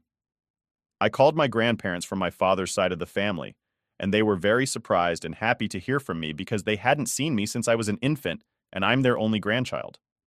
My grandparents, after finding out my situation, flew me over to live with them as soon as they could. They basically adopted me. My parents didn't even see me off at the airport despite being invited to. I had zero contact with them for pretty much a decade. My grandparents said they despised my parents for treating me so poorly, and legally disowned them by striking them from their wills. My parents, I'm told, were not happy to hear that, but also said it didn't really matter because they were plenty well off and didn't need anything from my grandparents. How wrong that statement turned out to be. After about a year of living with my grandparents, I was able to afford to start going to community college. I got an associate's degree, got a decent job thanks to a recommendation from my grandpa, and eventually my grandparents offered to sell me their house so they could retire to Arizona. My grandma wanted to live in a warmer climate as the cold winter was getting harder and harder on her health every year. I was sad to see them go, but I happily bought the house. They sold it to me for 1/3 its value, and I'll have it paid off in a few more years. My job is me going away on the road periodically so I can end up away from home for weeks at a time. Not that I mind the travel. I have no pets or a girlfriend or anything like that. I wouldn't have time for them right now, but in a few years when I have some things in order, I'll make time. I don't want to stay a lonely bachelor forever. Then one day in late 2020, I came home after being away for over 2 weeks, only to find a large white van I did not recognize in my driveway. I was getting ready to call police when I noticed the van had the logo from my parents' business on the side of it, and I felt dread. Yes, my parents were there. They'd broken in somehow and were living out of my home. And they had the nerve to greet me like we were buddy/buddy the moment I walked in. I told them to get the hell out, and they refused because it was Grandma and Grandpa. House. I said it wasn't their house anymore. They'd sold it to me when they retired. They'd have known that if they were in any way involved with my life, that they threw me to the wolves 10 years prior with no life experience. We argued, and they refused to leave. My father told me it was his parents' house first, and that meant he and my mother had the right to live there if they wanted. I walked right into my bedroom, locked the door, and called the police.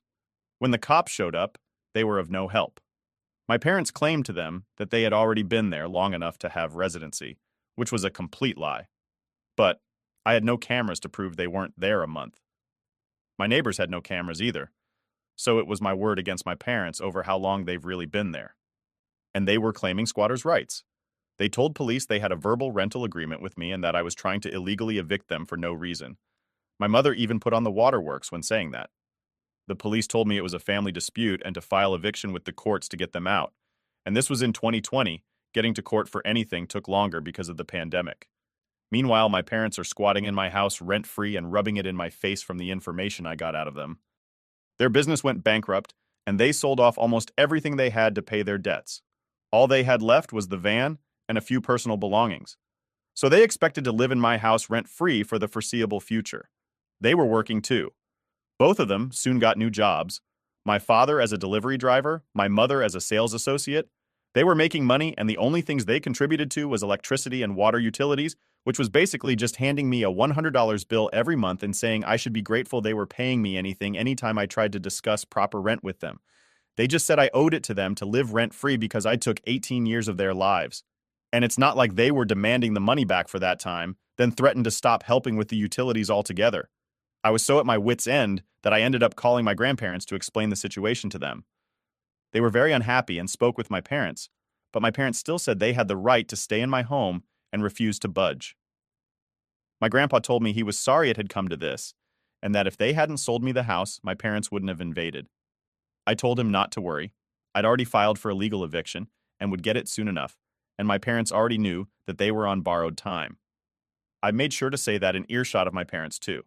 They responded with the silent treatment. My father was away most of the time, driving a delivery vehicle 6 days a week, which was a job really not to his liking, and my mother basically tried to take over my house in her spare time. She demanded I let her rearrange my living room, and even tried to force me to give her and my father the master bedroom because they were my parents and they deserved better. As she put it, I vetoed both of those things and said they don't deserve better, and to stop trying to act like I owe them anything. I didn't ask to be born, and it's a normal obligation for parents to raise their own children, and all they were doing was trying to assert dominance to try and keep me from kicking them out. Finally, after 4 months and now into early 2021, I managed to take my parents to court over their squatting. We only needed to go to court because they fought the eviction and tried to gaslight me into rescinding it. They tried to use the fact it was formerly my grandparents' house and the fact that they were giving me $100 a month as some sort of leverage of residency. But there was no real rental agreement, and they were smart enough not to try and forge one, as that would have been fraud. So the judge ordered that they needed to be out in a maximum of 30 days because they have zero claim on my house. After court, they confronted me and said they were disappointed in me for kicking out my own flesh and blood. I couldn't help but laugh and call them hypocrites because that's exactly what they did to me, without a care in the world for my well-being. They had no love for me, so I have no love for them. I owe them nothing. They just tried to act like everything that was mine is theirs. But they had no right to call themselves my parents because they've never really acted like it. I call them a pair of snobby, lying narcissists to their faces and told them to get their affairs in order because they already know. I won't hesitate to call police if they don't leave my house when the 30 days are over. My father looked enraged, but my mother stopped him from saying or doing anything by grabbing a shoulder and shaking her head. He sneered at me and walked away. They left, but not without a lot of tension. That final month was spent with them, either guilting me to try and make me change my mind or completely ignoring me.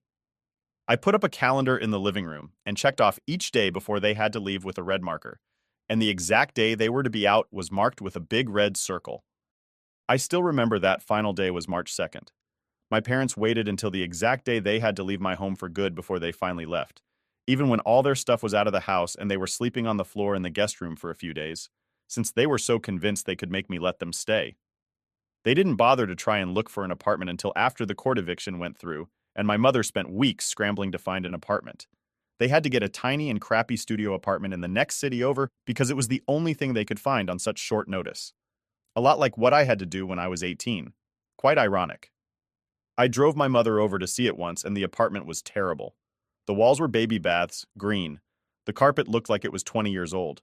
The only window just had a view of a brick wall outside. There was no dishwasher. The stove was the smallest one I'd ever seen, and the toilet looked like it really needed to be replaced. The walls also did little to stop noise from neighbors. There was already 2 people loudly fighting in the adjacent apartment while we were there. My mother went out of her way to try and give me sad looks while dropping hints that I should be feeling guilty that I was reducing them to live in such a place. But I just acted oblivious to it all until she finally stopped. They signed the lease right away and moved what little stuff they had into the apartment over the weekend. They also ended up demanding the queen-sized bed, dresser, and flat-screen TV for my guest room. I told them to just take the damn things because I no longer wanted them in the house after they spent 5 months sleeping in that room. They looked at me like I was treating them as though they were deceased and demanded nothing more. The moment they had to leave for good, I started changing the locks on all exterior doors. All their stuff was at the apartment, and they'd spent their last night in my guest room. They watched me start ripping the old lock off the front doors. They were getting into the van. They said nothing. I said nothing. But they just sat and watched me for a while until I had the new doorknob on. Then they finally left. I breathed a massive sigh of relief the second that van went down the road. I figured karma had finally come for them and they could live under a rock for all I cared. But nope. My grandparents heard from them recently. They'd call them to brag they had a new business similar to their old one in the same state as I'm living in now, and they are basically on track to be right back to where they used to be in life prior to the pandemic, which was making good money and looking down on others. I've already Googled their new business, and it seems like it's doing well. They have many positive reviews and everything. I'm pretty friggin' resentful. Truth be told, they put me through being homeless. Squatted for next to free at my house for months. Then went right back to being the snobby wine-drinking business people they used to be. If karma is real, it's taking too damn long. Edit 1. I would like to thank everyone for all the constructive advice, and many of the points that are being made on selling the house, I'm realizing, have merit. I've asked my grandparents if it'd be a good idea if I moved closer to them. They told me that if I want to sell the house, then to go right ahead. My parents will have no clue where I am if I move away, so I'm heavily considering it now. I'm going to see if the company I work for can transfer me down south. I think I wouldn't mind the warmer climate anyway.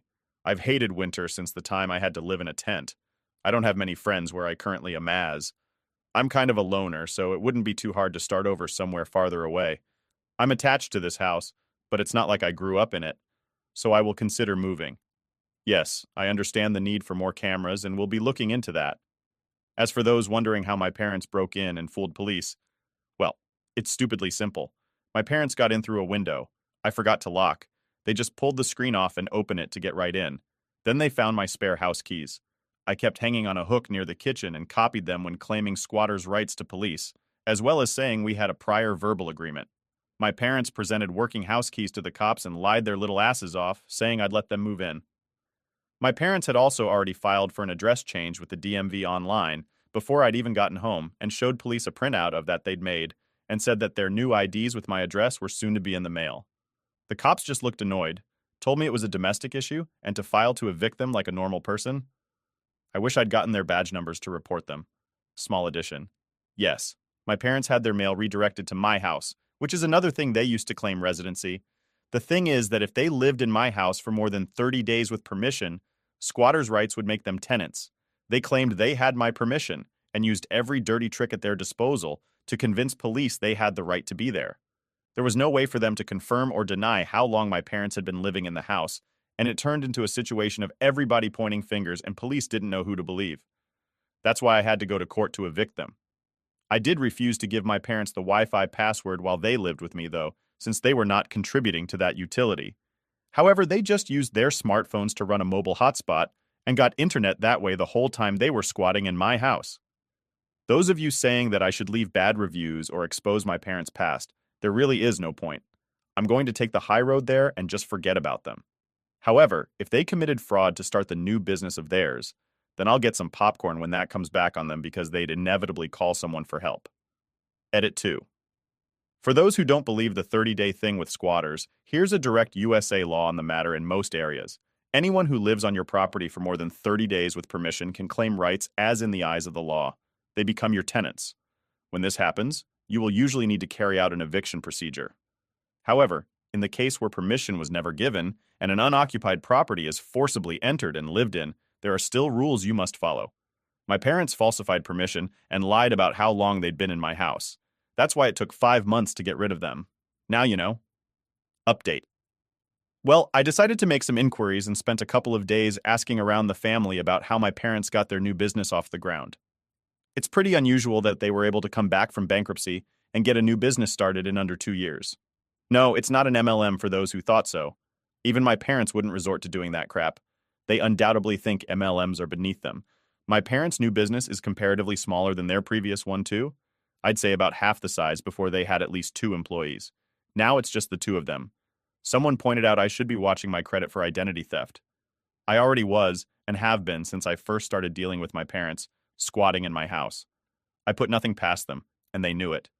Honestly, though, I'm not sure they even bothered to remember my legal information in the past decade anyway. Hell, I'm not sure they bothered to even remember how to spell my first name, but I did lock down my credit and there has been no unusual activity on it at all. So my parents didn't try to steal their company funds from me. At least my paternal grandparents, or my good grandparents, one would say, are the ones who actually give a damn about me. And they have no idea where my parents got their money to open up shop again. My parents have called them numerous times since they disinherited my father, and they have been refusing to take their calls since they called to brag about their new success a while ago. It's clear my parents had no help from my father's side of the family. So then what about my mother's? Well, I still have that old list of contacts my parents gave me filed away. And on that list was the landline number for my maternal grandmother. I did try calling my maternal grandmother back when I was homeless. She did not give a damn. I've never met them in person, but my maternal grandparents are a lot like my parents. I guess my father truly found his soulmate with my mother. As a previous commenter pointed out, they were made for each other. I managed to get in touch with my maternal grandmother once again. And not only was she long divorced from her husband, my maternal grandfather is no longer alive. That was news to me. But he passed away 7 months ago, and he left my mother a sizable inheritance. So yeah, that's where they got the money to open up shop again. My maternal grandmother sounded so proud of them, too. She had little interest in speaking of much else, and it's likely why my parents called my grandparents to brag about how they are so successful again. They wanted to rub salt in the wound. Since my good grandparents cut them off. I really don't care, though, and neither do my good grandparents. Everyone on my paternal side of the family all say my parents can go kick rocks. They want nothing to do with them. I'm not the only one my parents have jaded. My mother's side of the family are full of divorcees and drunken loners who all hate each other and just pretend to act civil. My father's side are what I'd call just very normal and nice people. My father, though, burned bridges time and time again. When I was born, my grandparents wanted to be in my life, but for some reason my parents kept me from them. Why they did this? I'm not entirely sure, but I think it's because they didn't want to be judged on their own parenting. I'd have been happier if they'd sent me to boarding school or to live with my grandparents, but I guess narcissists aren't truly happy if they don't have someone else to put down. I can only imagine the stuff they said about me behind my back my entire life. Either way, it seems my parents did nothing illegal to open up a new business. Nothing that can be reported to something like the IRS anyway. No law against using funds from inheritance, a seed, money to self-employment. My mother, like me, was an only child, so she got everything when her father died, including his house and land. That's where my parents are living now. I've seen a photo my maternal grandmother sent me. Not the nicest house, but not bad. Comparable to my own, I'd say. But it means my parents have a place to live. Scot-free now, and likely won't need to bother me again. I want to sell my house and move. But it turns out the company that I'm in the employ of has no branch in Arizona. So it's either I quit and look for new employment in Arizona after selling my house, or I just stay where I am and hope my parents leave me alone. I'm looking into job searching because I really don't want my parents to ever find me again. I won't move if it's not feasible, but I'd prefer to be able to. It'd be moved to bother getting more cameras for the house if I want to sell it ASAP. But if I end up stuck here because of not being able to find another job in Arizona in the coming months, then I might as well get cameras installed inside and out. I've gotten a lot of good advice on the kinds of cameras to get and where to put them.